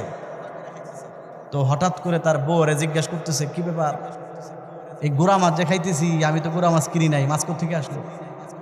আরে কইেন না, আপনার ফোলা একটা আছে যেই চালাক, এমন চালাকের চালাক, ওই স্কুলে যাওয়ার সময় আরেকজনের বাইরে ফাতা ছিল চাই, ওই চায়াতে মাছ তুলে লইছে, ধরা খায় নাই। তো সে বলতেছে, মাশাআল্লাহ, দেখছিস নি কত চালাক এই ছেলেরা। আচ্ছা বলেন তো, সে কি আসলে চালাক নাকি চোর? সবাই বলেন, চালাক নাকি চোর? বাবা কিন্তু মজা করে খাইতেছে। খাওয়ার সময় লেবু সিপ দিয়ে খাইতেছে। কিনে লেবু করতে আনলে, আমি তো লেবু কিনি নাই। ওই যে মসজিদে যাওয়ার সময় আরেকজনের পুকুরের পাড়ে লেবু গাছ ছিল, আস্তে করে একটা টান্দা নিয়ে গেছে। বলেন এরকম স্বভাব আছে না নাই? এগুলো আমাদের মানুষের বাস্তব স্বভাব। আরেকজনের লেবুটা টান্দে নিয়ে গেছে। এরকম বহুত ঘটনা আছে। এমনও বহুত ঘটনা আছে যে রাত 1টা পর্যন্ত ওয়াজ শুনে যাওয়ার টাইমে আরেকজনের কাছে ডাব পায়রা খাওয়া যায়। এরকম বহুত ঘটনা আমি শুনছি নিজের কানে। এখানে তো হয় তা না, আবার আপনারা করেন এটা বলতেছি না, মানে এরকম বহুত ঘটনা আছে। যাওয়ার টাইমে আরেকজনের কলার ছড়ি পায়রা নিয়ে গেছে। এমন বহুত মানুষের ঘটনা শুনেছি। বয়ান শুনে যখন বাড়িতে যায়, এখনও তো শীত পড়ে নাই, এখনও তো শীত ঠিক মতো পড়ে নাই, শীতকালে পৌষ মাসে শীত। 1টা পর্যন্ত ওয়াজ শুনে কি ঠান্ডা লাগছে। তো বাড়িতে যাওয়ার সময় আরেকজনে ওই ক্ষেতের মাঝখানে ওই ধানের যে ঠিকি দিয়ে রাখছে, ধানের যে গল্লা, আমগো দেশে আমাদের ওই দিকে নেড়া বলে, খের, ওই বেড়ার খের সব জ্বালাইয়া 4-5 জন মিললা 1 ঘন্টা পর্যন্ত আগুন তাপাইছে। খের হয়েছে আরেক বেড়ার। বলেন এই স্বভাব আছে না নাই? আরেকজনের এরকম ক্ষতি করে আবার ওই আগুন জ্বালায়া আরেকজনের কাছে ডাব পায়রা বসে বসে খাইছি আর আগুন তাপাইছি। কারণ ওয়াশরুম নাইছি তো, ঠান্ডা লাগছে তো, এই জন্য আগুন তাপাইতেছি। এই যে স্বভাব, এগুলো ভালো না। এই জন্য এগুলো বাছ বিচার করতে হবে। আমাদের এগুলো একটু বাছ বিচার করতে হবে। একটু বিচার করে যদি একটু সাবধানতার সাথে চলি, ইনশাআল্লাহ আমাদের পরকাল সুন্দর হবে। আল্লাহ আমল করার তৌফিক দান করুক, বলেন আমিন। আমার ভাইয়ারা, আমরা যদি আল্লাহ তাআলার কাছে প্রিয় হতে চাই, সব ধরনের হারাম থেকে নিজেকে বাঁচিয়ে রাখতে হবে। মস্তিষ্কের মধ্যে এই চিন্তা চেতনা আমাদেরকে ঢুকাইতে হবে, দুনিয়ার জীবনটাই আমাদের শেষ নয়, বরং পরকালে যখন যাব আল্লাহর সামনাসামনি দাঁড়িয়ে আমাদের সবাইকে এই জীবনটার হিসাব দিতে হবে। কথা বলেন ঠিক না বেঠিক? হাদিসের মধ্যে আছে, নবীজি বলেছেন, কাল কিয়ামতের মাঠে লা তাজুলু কদামা ইবনি আদম মিন ইনদি রাব্বিহি হাত্তা ইউসআলা আন খামসিন। আল্লাহর নবী বলেন, কিয়ামতের দিন, মহা বিপদের দিনে, যেই দিন মানুষের সূর্যটা মাত্র আধা হাত উপরে থাকবে। আমার যুবক ভাইয়েরা, মুরব্বী বাবারা, গভীর মনোযোগ দিয়ে কথাগুলো শুনুন। আজকে আমাদের থেকে সূর্য লক্ষ লক্ষ মাইল উপরে। সূর্য যখন একটু ভালো করে রোদ উঠে আমরা সহ্য করতে পারি না, পানির পিপাসায় কলিজা শুকায়া যায়, শরীর থেকে অনবরত বৃষ্টির ফোঁটার মতো ঘাম ঝরতে থাকে। নবীজি বলেন, এমন একটা দিন আসবে বান্দারে, যেই দিন হাসরের মাঠ, জমিনটা পুড়ে তামার মতো হয়ে যাবে, এই সূর্যটা তোমার আধা হাত উপরে চলে আসবে। মানুষের মাথার মগজগুলো ফেটে ফেটে, কানের ছিদ্র দিয়া, নাকের ছিদ্র দিয়া ভাতের ফ্যানের মতো মগজ গলে গলে পড়বে। যেই দিন আল্লাহর আরশের ছায়া ব্যতীত আর কোনো ছায়া থাকবে না, সেই ভয়াবহ দিনে মানুষগুলো হাসরের মাঠে দাঁড়ায়া থাকতে থাকতে পাগল পারা হয়ে যাবে, ঘামের সমুদ্র হয়ে যাবে। কারো হাঁটু পানি, কারো কোমর পানি, কারো গলা পানি, আবার কেউ কেউ ঘামের সমুদ্রের মধ্যে সাঁতরাইতে থাকবে। সেই ভয়াবহ কঠিন দিনে মানুষগুলো বিচারের জন্য পাগল পারা হবে, নবীদের কাছে দৌড়াবে, আল্লাহকে বলেন আল্লাহ যেন বিচার কার্যক্রম শুরু করে দেন। আল্লাহ তাআলা যখন বিচার করবেন, নবীজি বলেন, ও পৃথিবীর মানুষেরা, রে শোনো, সেই কিয়ামতের দিন, ভয়াবহ বিপদের দিনে 5টা প্রশ্নের উত্তর দেওয়া ছাড়া কোনো মানুষ আল্লাহর সামনে থেকে 1 চুল পরিমাণ নড়তে পারবে না। 1 চুল পরিমাণ সে ডানে বামে সামনে পিছনে যেতে পারবে না। আল্লাহ রাসূলের হাদিস, সহিহ হাদিস, লা তাজুলু কদামা ইবনি আদম মিন ইনদি রাব্বি। নবীজি বলেন, বনি আদমের 2 পা আল্লাহর সামনে থেকে 1 চুল নড়তে পারবে না, হাত্তা ইউসআলা আন খামসিন, 5টা প্রশ্নের উত্তর দেওয়া ছাড়া। আমি খুবই সংক্ষেপে আপনাদেরকে শোনাচ্ছি। 5টা প্রশ্নের মধ্যে 1 নাম্বার প্রশ্ন হবে, আন উমরিহি ফিমা আফনা। মানুষ তোমার জীবন সম্পর্কে প্রশ্ন করা হবে। 60 বছর, 70 বছর, 30 বছর, 50 বছর, যতটুকু জীবন আল্লাহ তাআলা আমাদেরকে দিয়েছেন, এই জীবন সম্পর্কে আল্লাহর কাছে প্রশ্ন করা হবে, বান্দারে বলো তুমি তোমার জীবনটা কোন পথে ব্যয় করেছ। কোনো ব্যাখ্যা বিশ্লেষণ করলাম না, ওইটা আমার বয়ানের বিষয় না। বোঝার জন্য শুধু হাদিসটা শোনাচ্ছি। বলো তোমার জীবনটাকে কোন কাজে ব্যয় করছো, জবাব দাও। 2 নাম্বার প্রশ্ন করা হবে ওয়ান শাবাবিহি ফিমা আবলা। মানুষ তোমার যৌবন সম্পর্কে জিজ্ঞেস করা হবে। তোমার জীবনের মধ্যে গুরুত্বপূর্ণ একটা পার্ট ছিল যৌবনকাল। বান্দারে বলো তুমি তোমার যৌবনকালটা কোন কাজে ব্যয় করেছো। স্পেশাল প্রশ্ন হবে এটা। 3 নাম্বার প্রশ্ন হবে আন মালিহি। 3 নাম্বার এবং 4 নাম্বার প্রশ্ন হবে বান্দা তোমার সম্পদ সম্পর্কে। গভীর মনোযোগ দিয়ে শুনুন, দিলের কান লাগায়। 3 নাম্বার এবং 4 নাম্বার প্রশ্ন হবে আন মালিহি, তোমার সম্পদ সম্পর্কে। সম্পদ সম্পর্কে 2টা প্রশ্ন আমাকে আপনাকে সবাইকে করবে। ওই 2 প্রশ্নের উত্তর দেওয়া ছাড়া কোনো মানুষ আল্লাহর সামনে থেকে এক চুল পরিমাণ নড়তে পারবো না। 1 নাম্বার প্রশ্ন হচ্ছে মিন আইনা ইকতাসাবাহু। বান্দারে সম্পদ তোমার আছে ভালো কথা, কিন্তু এই সম্পদ কিভাবে তুমি অর্জন করেছ, সম্পদ কোথা থেকে অর্জন করেছ, হিসাব আমি আল্লাহর কাছে দাও। একজনের কোটি টাকা সম্পদ আছে, কোনো সমস্যা নাই, কিন্তু এই 1 কোটি টাকা কেমনে আসছে ওইটার জবাব আল্লাহর কাছে আপনাকে দিতে হবে। 2 নাম্বার প্রশ্ন করা হবে ওয়াফিমা আনফাকাহু। সম্পদ আছে ভালো কথা, কিন্তু এই সম্পদটা কোন কাজে ব্যয় করেছ। বান্দা তুমি আমি আল্লাহর কাছে হিসাব দাও। আল্লাহর নবীজি বলেন এই প্রশ্নগুলোর উত্তর দেওয়া ছাড়া কোনো মানুষ আল্লাহর সামনে থেকে এক চুল পরিমাণ নড়তে পারবে না। 1 চুল পরিমাণ নড়তে পারবে না, 1 চুল। হাদিসের কথা, বলেন তো সত্য না মিথ্যা? জোরে বলেন, সত্য নাকি মিথ্যা কথা? এটা সত্য কথা। নবীজি বলেছেন 1 চুল পরিমাণ নড়তে পারবে না। আপনার কোটি টাকা আছে, সমস্যা নাই। আপনার শত শত আরা জমি আছে বন্ধে, কোনো সমস্যা নাই, কিন্তু প্রশ্ন হচ্ছে জমিগুলো আসলো কিভাবে, এটার হিসাব দাও। কিভাবে জমি আনছ? আরেকজন একটা ঠকাই আনছ, ভাইয়ের হক মেরে আনছ, বোনের ওয়ারিশ না দিয়া বোনেরটা তোমার নামে দখল করছ, নাকি গরিব মানুষের লাঠি দিয়া পিটায় এলাকা থেকে ছাড়া করে তার জমিন তুমি ভোগ করতেছ, নাকি সরকারি খাস জমি তুমি ভোগ করে টাকা অর্জন করতেছ। বান্দা হিসাব তোমাকে আল্লাহর কাছে দিতে হবে কিয়ামতের দিন। কথা বলেন ঠিক কিনা? দিতে হবে হিসাব। কিভাবে আসছে হিসাব দেন।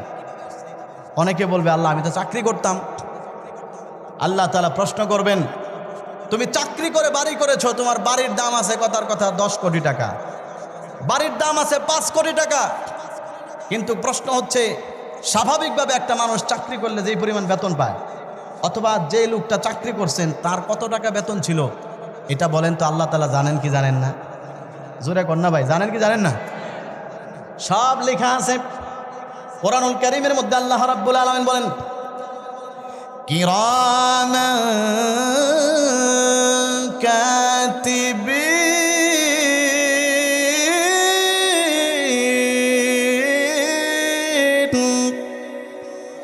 ইয়া'লামুনা মা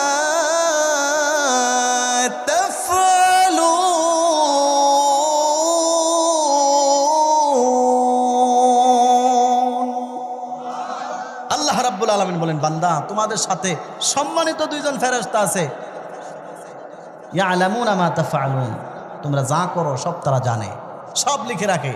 সুতরাং কথার কথা আমারে দিয়ে বুঝাই, আমি চাকরি করি, আমি কয় টাকা বেতন পাই, এটা ফেরেশতার কাছে লেখা আছে না নাই? সুতরাং আমি যেই টাকা বেতন পাই, এই টাকা বেতন পেয়ে পরিবারে খরচ হয়ে মাসে যদি আমার কথার কথা 20,000 টাকা আয় হয়, আমারে দিয়ে বুঝাইতেছি 20,000 টাকা মাসে আয় হইলে 1 বছরে কত হয়? 2,40,000, ধরেন 2.5 লাখ টাকা।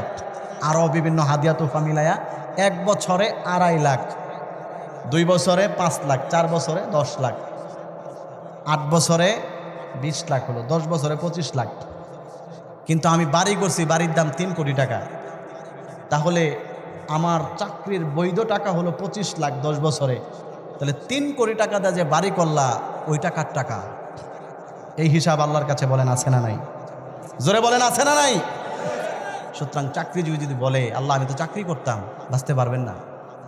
অবৈধ পন্থায় মানুষ থেকে ঘুষ নিয়ে, অন্যায়ভাবে টেবিলের নিচ দিয়ে ঘুষ নিয়ে যারা টাকার পাহাড় গড়েছে, আঙ্গুল ফুলে কলা গাছ হয়ে গিয়েছে।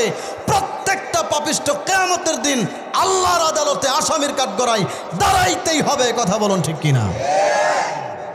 দুনিয়াতে আইনকে ফাঁকি দিতে পারবেন, পুলিশ ধরতে আসছে, দুদক কমিশনের লোক, দুর্নীতি দমন কমিশনের লোক ধরতে আসছে, আপনি তারে ঘুষ দিয়ে বিদায় করে দিচ্ছেন। কিন্তু পরকালে ঘুষ দেওয়ার কোনো সিস্টেম আছে? আছে? বাঁচতে পারবেন না। সুতরাং এই ভয়টা অন্তরে আসা উচিত, এই ভয়টা অন্তরে ঢুকানো উচিত। আল্লাহ তাআলা প্রশ্ন করবেন সম্পদ কিভাবে আসছে, হিসাব দিতে হবে, এবং সাথে সাথে সেই সম্পদ কোন পথে ব্যয় করেছে এটাও হিসাব দিতে হবে। এই জন্য আমি আপনাদের কাছে অনুরোধ রাখবো, এই সম্পদ আল্লাহ যাদেরকে দিয়েছেন ভালো পথে ব্যয় করব। রাজি আছি তো সবাই ইনশাআল্লাহ? এতিম গরিব অসহায়দেরকে দান করব, গ্রামের রাস্তাঘাট ভাঙ্গা এগুলো ঠিক করব, নেক কাজ, মসজিদে দান করব, মাদ্রাসায় দান করব, এতিমখানায় দিব, অসহায় মানুষকে দিব, নেক কাজ। কিয়ামতের দিন বিশাল সওয়াবের পাহাড় হয়ে যাবে। আল্লাহ তাআলা এগুলোর ওসিলায় আপনাকে মাফ করে জান্নাতের ঘোষণা দিয়ে দিবেন। বলেন সুবহানাল্লাহ।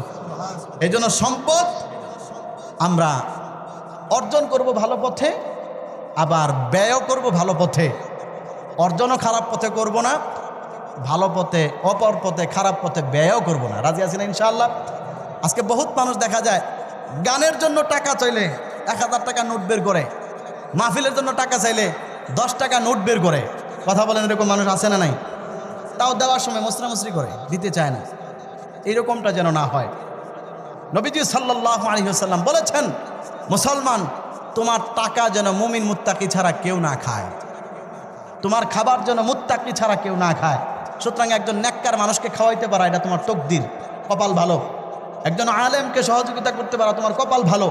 একটা মসজিদে দান করতে পারা তোমার কপাল ভালো। তোমার টাকা ভালো পথে ব্যয় হচ্ছে, কিয়ামতের দিন বিশাল সওয়াবের ভান্ডার হয়ে তোমার কাছে আসবে। আর তোমার টাকা যদি হিরোইনসি, গাঁজাখোর আর নর্তকীর পিছনে, যাত্রা প্যান্ডেলের পিছনে ব্যয় হয়, বুঝতে হবে কপাল খারাপ। এটার বিনিময়ে কিয়ামতের দিন তাকে জাহান্নামে যেতে হবে, আল্লাহর কাছে হিসাব দিতে হবে তোমার টাকা কোন পথে গেছে। এই জন্য টাকা উপার্জন করব ভালো পথে, ব্যয় করব ভালো পথে। আল্লাহ আমাদের সবাইকে তৌফিক দান করুক। সবাই বলেন আমিন।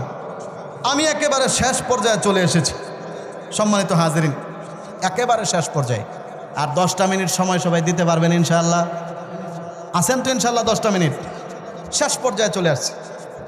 আমি সংক্ষেপে আমাদের সমাজে কি কি হারাম উপার্জন হয়, কিভাবে কিভাবে হারাম উপার্জনে মানুষ লিপ্ত হয়, কয়েকটা উদাহরণ দিয়েই আমি আমার আজকের আলোচনা শেষ করবো ইনশাআল্লাহ।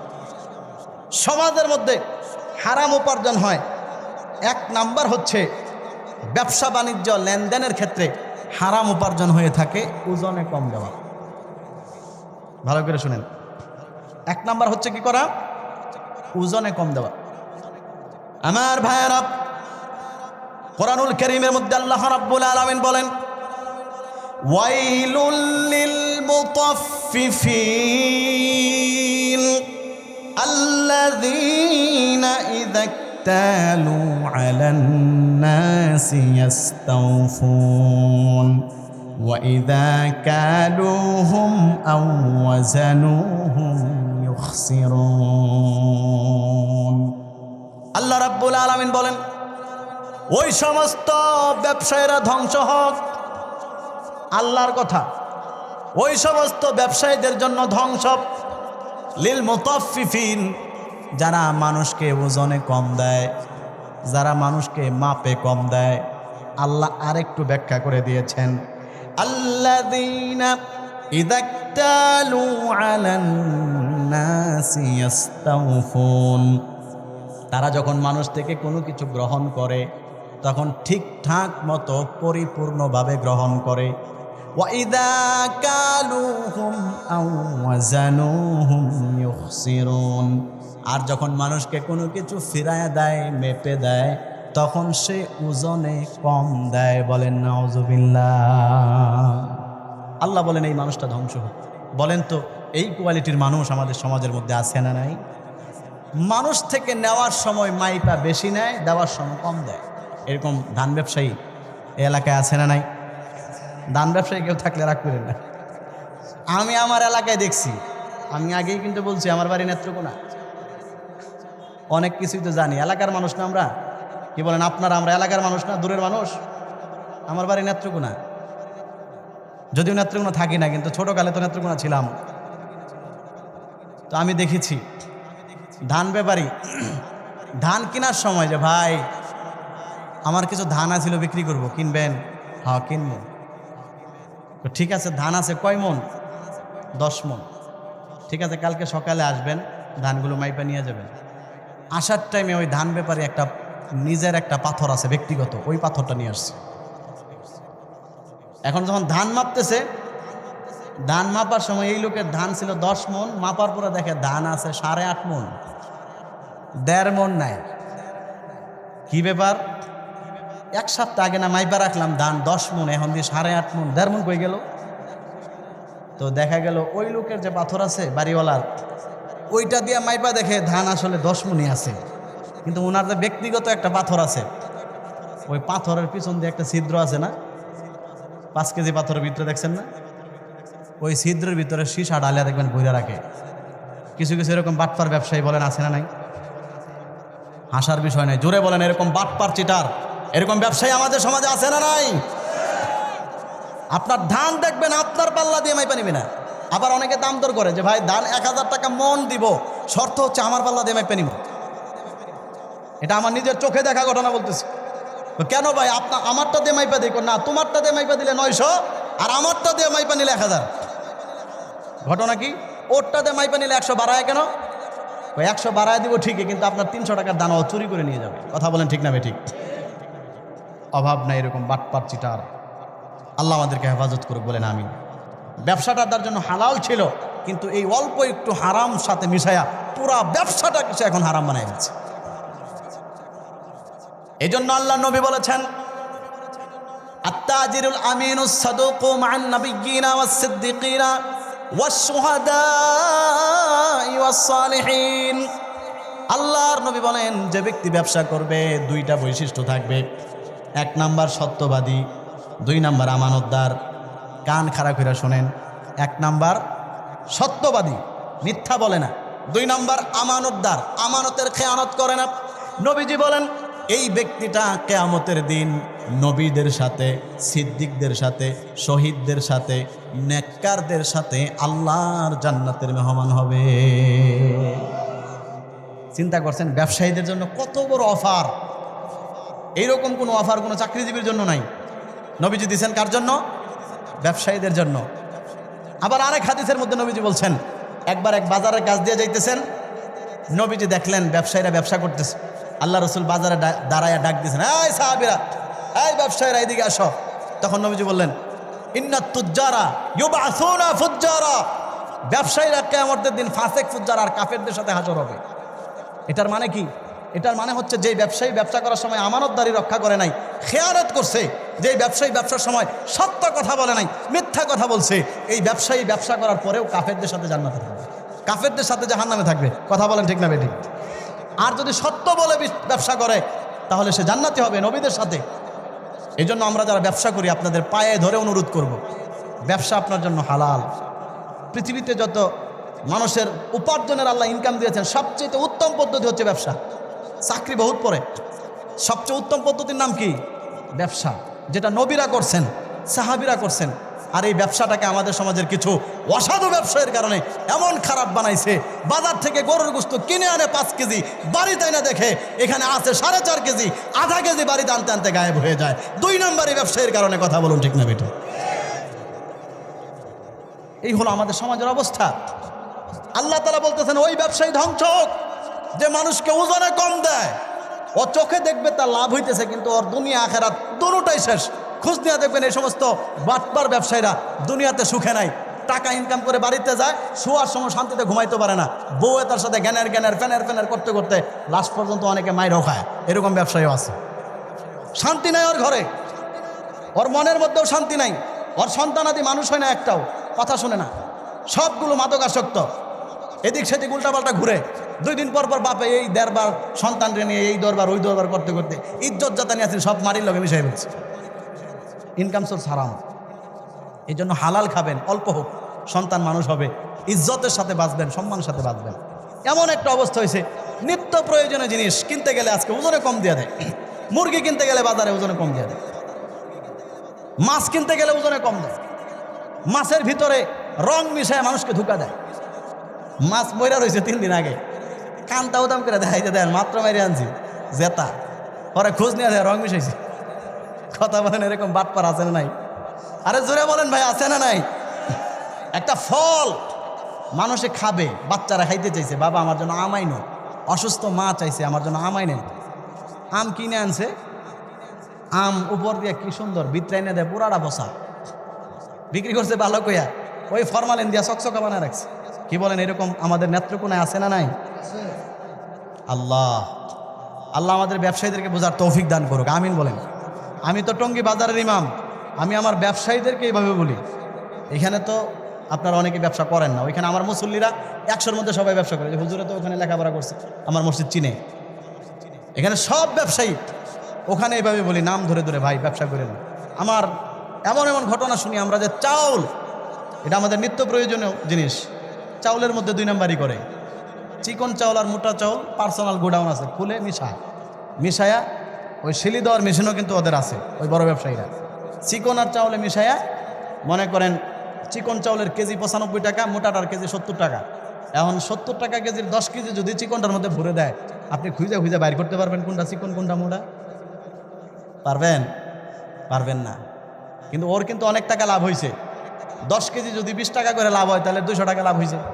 কিন্তু এই 200 টাকার জন্য তার কপালে জাহান্নাম অবধারিত হয়ে গেছে। কথা বলেন ঠিক না বে ঠিক?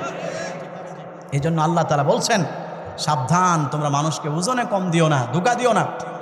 নবীজি হাদিসের মধ্যে বলেছেন, আমার ভাইয়েরা, আল্লাহর নবী সাল্লাল্লাহু আলাইহি ওয়াসাল্লাম একবার এক বাজারের কাছ দিয়ে যাচ্ছেন, তাকায় দেখে একটা গমের টাল দেখা যায়, খেজুরের স্তূপ দেখা যায়, সুন্দর খেজুর দিয়ে সাজানো। আল্লাহর নবী সাল্লাল্লাহু আলাইহি ওয়াসাল্লাম ওই খেজুরের স্তূপের কাছে আসার পরে নবীজি হাত ভিতরে ঢুকাই দিয়েছেন। ঢুকানোর পরে ভিতরে দেখে সব শুধু ছোটো। কোনো বর্ণনায় আছে নবীজি দেখলেন ভিতরে গমগুলো ভিজা। নবীজি হাতটা বের করলেন, বললেন কি ব্যাপার, উপরে একরকম শুকনা 1 নাম্বার মাল, ভিতরে 3 নাম্বারটা কেন? আল্লাহর নবী বলেন, মান গশানা ফালাইসা মিন্না।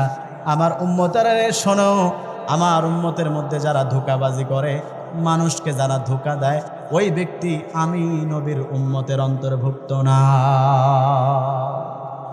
জোরে বলেন নাউযুবিল্লাহ। নবীজি অস্বীকার করছেন সে আমার উম্মত না। যে আমাকে ধোঁকা দেয়, মানুষকে যারা ধোঁকা দেয়, ওরা আমার উম্মত না। আলু কিনে আনবেন 5 কেজি, বাজারতে দেখবেন 3 কেজি ভালো আর বাকিটি কাটা পচা ছিঁড়া, উপর দিয়ে লেভেল সব সমান, দেওয়ার সময় তলে দা ওই খারাপটি ভরে দেয়। জোরে বলেন আছে না নাই? পেঁয়াজ কিনে আনবেন দেখবেন নষ্ট। একটা হচ্ছে আপনি নষ্ট জিনিস বিক্রি করেন, বইলা নেন যে ভাই আমারটা ভালো নষ্ট মিলায়া। আমি নিজে ভুক্তভোগী ভাই, আমি তো বাজার ঘুরি, বহুত এরকম হয়েছে। পেঁয়াজ উপরে চকচক করা, কি সুন্দর ভাই, কেজি কত? এত টাকা কেজি। আমার উপরের থেকে 2 কেজি বাইসা দেন, কেন উপরতে দেওয়া যাবে না। অথচ আমি তাদের ইমাম সাহেব, আমার পিছনে নামাজ পড়ে, দেওয়ার সময় নিচের ওই যে কয় উপরতে দিয়ে টাল ভেঙে যাবে, নিচের তো এরকম করে দেয়। আয়না দেখে পরে আমার বউ 2 দিন পর আমার ক্যাচ ক্যাচ করে, কি আনছেন? পচা, এ বালানা, নষ্ট হয়ে গেছে। তাহলে চিন্তা করেন, আমি ইমাম সাহেবের সাথে যদি এরকম করে, তাহলে পাবলিক হলে কি করে? এইরকম বলেন ব্যবসায়ী আছে না নাই? নবীজি বলছেন স্পষ্ট হাদিস, মান গশানা ফালাইসা মিন্না। আমার উম্মত যারা ধোঁকাবাজি করে, সে আমার উম্মত না। এই জন্য যারা ব্যবসা করেন, কোনো কাজে ধোঁকাবাজি করবেন না। ধান বিক্রি করতে গেছেন, উপরে চিকনটা ভিতরে মোটাটা মিশায়া এরকম বেচবেন না। চাল বিক্রি করতে গেছেন, চিকন মোটা মিশায়া চিকনের দামে মোটাটা বিক্রি করবেন না। ধোঁকাবাজি আল্লাহ রসুল পছন্দ করতেন না। ধোঁকাবাজির স্থান ইসলামে হারাম, ইসলামে নাই। আল্লাহ আমাদেরকে বুঝার তৌফিক দান করুক, সবাই বলি আমি। তাহলে হারাম উপার্জনের একটা পদ্ধতি গেল ওজনে কম দেওয়া। 2 নাম্বার হারাম উপার্জন হচ্ছে জাকাতের সম্পদ গোপন রাখা। আমি যেহেতু সময় শেষ, আমার মুরব্বী বাবারা, যুবক ভাইয়েরা রাগ করেন, আবার ঢাকা যেতে হবে, সংক্ষেপে বলছি।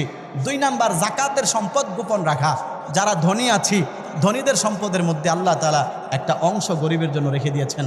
কোরআনে আল্লাহ বলেছেন ওয়াফি আমওয়ালিহিম হাক্কুম মা'লুম লিসসাইলি ওয়াল মাহরুম, তোমাদের ধনীদের সম্পদের মধ্যে নির্দিষ্ট একটা অংশ আছে এলাকার গরিব অসহায় দোস্ত মানুষের জন্য, প্রতি বছর একবার যাকাত বের করে দিয়ে দাও। আমাদের সমাজের বহুত মানুষ এমন আছে ধনী মানুষ কিন্তু রমজান মাসে যাকাত দেয় না। হুজুররে দেখলেই এই রাস্তা দিয়ে ওই রাস্তায় যায়, মনে করে হুজুর মনে হয় মাদ্রাসা থেকে এতিমখানা থেকে চিঠি নিয়ে আমার বাড়িতে আসতেছে যাকাত নেওয়ার জন্য। এরকম মানুষ আছে না? যাকাত গোপন করে। যাকাত গোপন করা হারাম, কারণ যে যাকাত গোপন করে সংক্ষিপ্ত কথা ও নিজেই আরেকজনের অবৈধ পয়সা খাইতেছে। কারণ আমার সম্পদের মধ্যে যেটা যাকাত আসছে এটা কি আমার নাকি গরিবের? জোরে বলেন, এটা কার হক? গরিবের হক। এখন কেউ যদি যাকাত না দেয় তাহলে বোঝা গেল সে নিজেই গরিবের হক খেয়ে ফেলছে, তাহলে এটা সে হারাম খাইলো। এই হারাম খাওয়ার দ্বারা তার আখিরাত নষ্ট হবে, আমল নষ্ট হবে, কলব নষ্ট হবে, জাহান্নামে যেতে হবে। সবাই বলেন নাউজুবিল্লাহ। 3 নাম্বার, সুদের মাধ্যমে জীবিকা নির্বাহ করা। সুদ আর রিবা। আমাদের সমাজে সুদ আছে না নাই? জোরে বলেন আছে না নাই? আপনার এলাকায় সুদ আছে না নাই? আপনার এলাকায় জোরে বলেন সুদ আছে না নাই? বহুত নামাজি এমন আছে নামাজ পড়তে পড়তে কপালের মধ্যে দাগ ফেলে দিয়েছে, এখনো পর্যন্ত নাফরমানে সুদের ব্যবসা ছাড়ে নাই। এইরকম নাফরমান কথা বলুন আছে না নাই? আমার চোখে এরকম বহুত মানুষ দেখেছি নামাজ পড়তে পড়তে হজ করে আসছে, উমরা করে আসছে, এখনো সুদের ব্যবসা করে। অথচ আল্লাহ রাব্বুল আলামিন বলেন আহাল্লাল্লাহুল বাইআ ওয়া হারামার রিবা।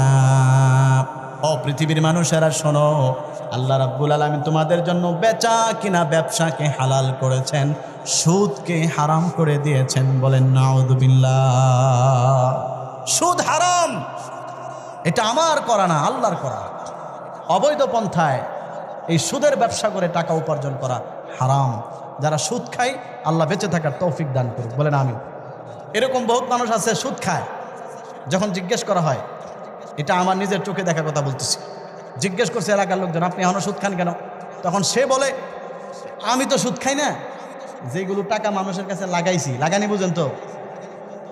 লাগানি বুঝেন না? মানে 1000 টাকা দিয়েছে 6 মাস পরে 1500 দিবে। ওইটা আমাদের গ্রামের নেত্রকোনার ওই কলমাকান্দার ওই দিকের ভাষায় বলে টাকা লাগাইছি আর কি, মানে সুদে দিছে। ও টাকা যেটা লাগাইছে এটা আমার না, এটা আমার ছোট ছেলের টাকা। কার? ছোট ছেড়ি, বুঝছেন? মানে ওনার মেয়ে আর কি এলাকাত নাই, বিয়া দিলাইছে, ওই সেরিয়ে তার কাছে টাকা দেয়, ওই টাকা লাগায় সুদের খায়। তার মানে হচ্ছে অবৈধ পন্থা, মানে বুঝাইতে চাইতেছে আমি খাই না, আমার মাইয়াই খায়। আসলে কিন্তু কারবার হ্যাঁ নিজেই করে, নাম দিয়েছে মাইয়ার বাঁচার লেগে। কিন্তু বলেন এই চিটিংবাজি করে আল্লাহর কাছ থেকে বাঁচা যাবে? এই টাকা কি ছোট সেরির নামের? আমি না জানি না, আল্লাহ তাআলা জানেন কি জানেন না? জোরে বলেন জানেন কি জানেন না? এই জন্য ছল চাতুরি করে, হিলা করে, বাহানা করে, তামাশা করে সুদ খাবো না। কিছু কিছু মানুষ আছে বাটপারি করে তো করে, আল্লাহর সাথেও বাটপারি করতে চায়। কথা বলেন ঠিক না? ঠিক। মানুষরা তো ধোঁকা দেয়, আল্লাহরে ধোঁকা দিতে চায়। এই যে এর মধ্যে এটা হচ্ছে একটা ধোঁকা, যে খাইতেছে হারাম, করতেছে সুদের ব্যবসা, কিন্তু সে বলে আমি তো সুদ খাই না, ওই একটু নাড়াচাড়া দিয়ে খাই আর কি টাকাগুলো। একজনটা দিছি, ও মাসে মাসে কিছু দেয়, পরে ওইটা দিয়ে খাই। এটা তো আমার সুদের না, এটা আমার ইন্টারেস্ট। কিন্তু আপনি কি সুদ খান নাকি ইন্টারেস্ট খান নাকি কি খান? আমাকে 9, 6, 13 এই বুঝ দিতে পারবেন, কিন্তু 9 আর 6 যে 13 হয়, এই বুঝ কি আপনি আল্লাহকে দিতে পারবেন? জোরে বলেন পারবেন? সুতরাং আপনি ঘুষ খান না কি খান, সুদ খান না কি খান, হিসাব মসজিদের ইমামের সাথে না, হিসাব এলাকার চেয়ারম্যানের সাথে না, হিসাব এলাকার মেম্বারের সাথে না, হিসাব এলাকার আমার সাথে না, হিসাব হচ্ছে আল্লাহর সাথে। সুতরাং ওই জায়গায় যদি আপনি বাইচে থাকতে পারেন, আমার কোনো আপত্তি নেই, আপনি সুদকে আরও কিছু খান। আর যদি মনে করেন বাঁচতে পারবেন না, ওই জায়গায় ধরা খেয়ে দেবেন, তাহলে 2টা পায়ে ধরে বলি, যেমনে বললে বুঝবেন ওইভাবেই বলি, আল্লাহর হস্তে সুদ ছেড়ে দেন, সুদ খায়েন না। আল্লাহ বাঁচার তৌফিক দান করুক বলি আমিন। নবীজি হাদিসের মধ্যে বলেছেন, কত ভয়ঙ্কর হাদিস, যে ব্যক্তি 1 টাকা সুদ খায়, সে তার আপন গর্ভধারিণী মায়ের সাথে 36 বার জিনা করলে যেই গুনাহ হতো, ওই গুনাহ তার আমলনামায় হয়। নাউজুবিল্লাহ বলেন। পৃথিবীতে আমার মনে হয় মানুষ যতই খারাপ হোক, যতই খারাপ হোক, যত বড় অপদার্থই হোক, মদখোর, জিনাখোর, সুর বদমাইশ যাই হোক, নিজের মায়ের সাথে জিনা করবে, আমার মনে হয় এরকম মানুষ কেউ নেই। কিন্তু নবীজি বলেছেন, যারা 1 পয়সা সুদ খায় সে তার নিজের মায়ের সাথে প্রতিনিয়ত জিনা করে। এর চেয়ে বড় ভয়ঙ্কর কথা আর কি আছে? একজন মানুষের জীবন পরিবর্তনের জন্য আমার মনে হয় সারা রাতের ওয়াজ দরকার নেই, এই এক হাদিসই যথেষ্ট। যে সুদ খায়, 1 পয়সা সুদ খাওয়া নিজের মার সাথে 36 বার জিনা করার সমান গুনাহ। যারা হাজার হাজার লাখ লাখ টাকা সুদের ব্যবসা করে, ওরা নিজের জন্মদাত্রী মায়ের সাথে জিনা করে, কত লক্ষবার করে। এর চাইতে বড় ঘৃণিত কথা আর কি আছে? এই জন্য যারা সুদ খান, সুদের ব্যবসা করেন, অনেক সময় সুদের ব্যবসার আলোচনা করলে, ইমাম সাহেব করলে, ইমাম সাহেবের চাকরি পর্যন্ত থাকে না, ইমাম সাহেবের উপর নারাজ হয়। কিন্তু মনে রাখতে হবে, সুদের আলোচনাটা তো ইমাম সাহেবেরও না, আমারও না, আমার বাপেরও না। সুদ যে হারাম করছেন, আলোচনাটা কার? জোরে বলেন, আলোচনা কার? সুতরাং কেউ যদি মসজিদের ইমাম সুদের বিরুদ্ধে কথা বলার পরে ইমামের সমালোচনা করে, কেউ যদি খতিব সাহেব সুদের বিরুদ্ধে কথা বলার পরে খতিবের বিরুদ্ধে কথা বলে, বুঝতে হবে ওই নাফরমান খতিবের বিরুদ্ধে কথা বলে নাই, আঙ্গুল তুলেছে স্বয়ং আল্লাহর বিরুদ্ধে। কথা বলেন ঠিক না বেঠিক? ও আঙ্গুল তুলছে সরাসরি আল্লাহর বিরুদ্ধে। কারণ সুদ হারাম আমি করি নাই, সুদ হারাম করছেন কে? এজন্য আল্লাহ রসুল বলছেন, যারা সুদ খায় তারা যেন আল্লাহ এবং তার রসুলের বিরুদ্ধে যুদ্ধ ঘোষণা করলো। যারা সুদ খায় তারা আল্লাহ এবং তার রসুলের বিরুদ্ধে যুদ্ধ ঘোষণা করলো। এজন্য আমরা সুদ খাবো না, বলেন ইনশা আল্লাহ। 3 নম্বর হারাম একটা উপার্জন হচ্ছে জুয়া খেলা। জুয়া খেলা হারাম। 4 নম্বর হারাম একটা উপার্জন হচ্ছে ডাকাতি করা, চুরি করা। 5 নম্বর হারাম একটা উপার্জন হচ্ছে কারো সম্পদ আত্মসাৎ করা, মানুষকে ঠকানো। এগুলো সব হারাম। আজকে আমাদের সমাজের মধ্যে বলেন তো, বোনের সম্পদ আত্মসাৎ করে ফেলেছে এইরকম কিছু নাফরমান ভাইয়ের সংখ্যা আছে না নাই? একটু জবান খুলে বলেন না ভাই, আছে না নাই? নামাজি মানুষ, দিনদার মানুষ, বোনের সম্পদের ভাগটা এখনও দেয় নাই। কথা বলেন, এরকম আছে না নাই? বোন সম্পদ চায়, চেয়ারম্যান সাহেবরে নিয়ে বিচার করতে করতে বোনে কয়েকদিন পর পর চেয়ারম্যানের বাড়িতে আসে, চেয়ারম্যান সাহেব আব্বা তো মরে গেছে, সম্পদের ভাগগুলো পাবো কিন্তু ভাইয়া তো দেয় না, একটু নিয়ে দেন।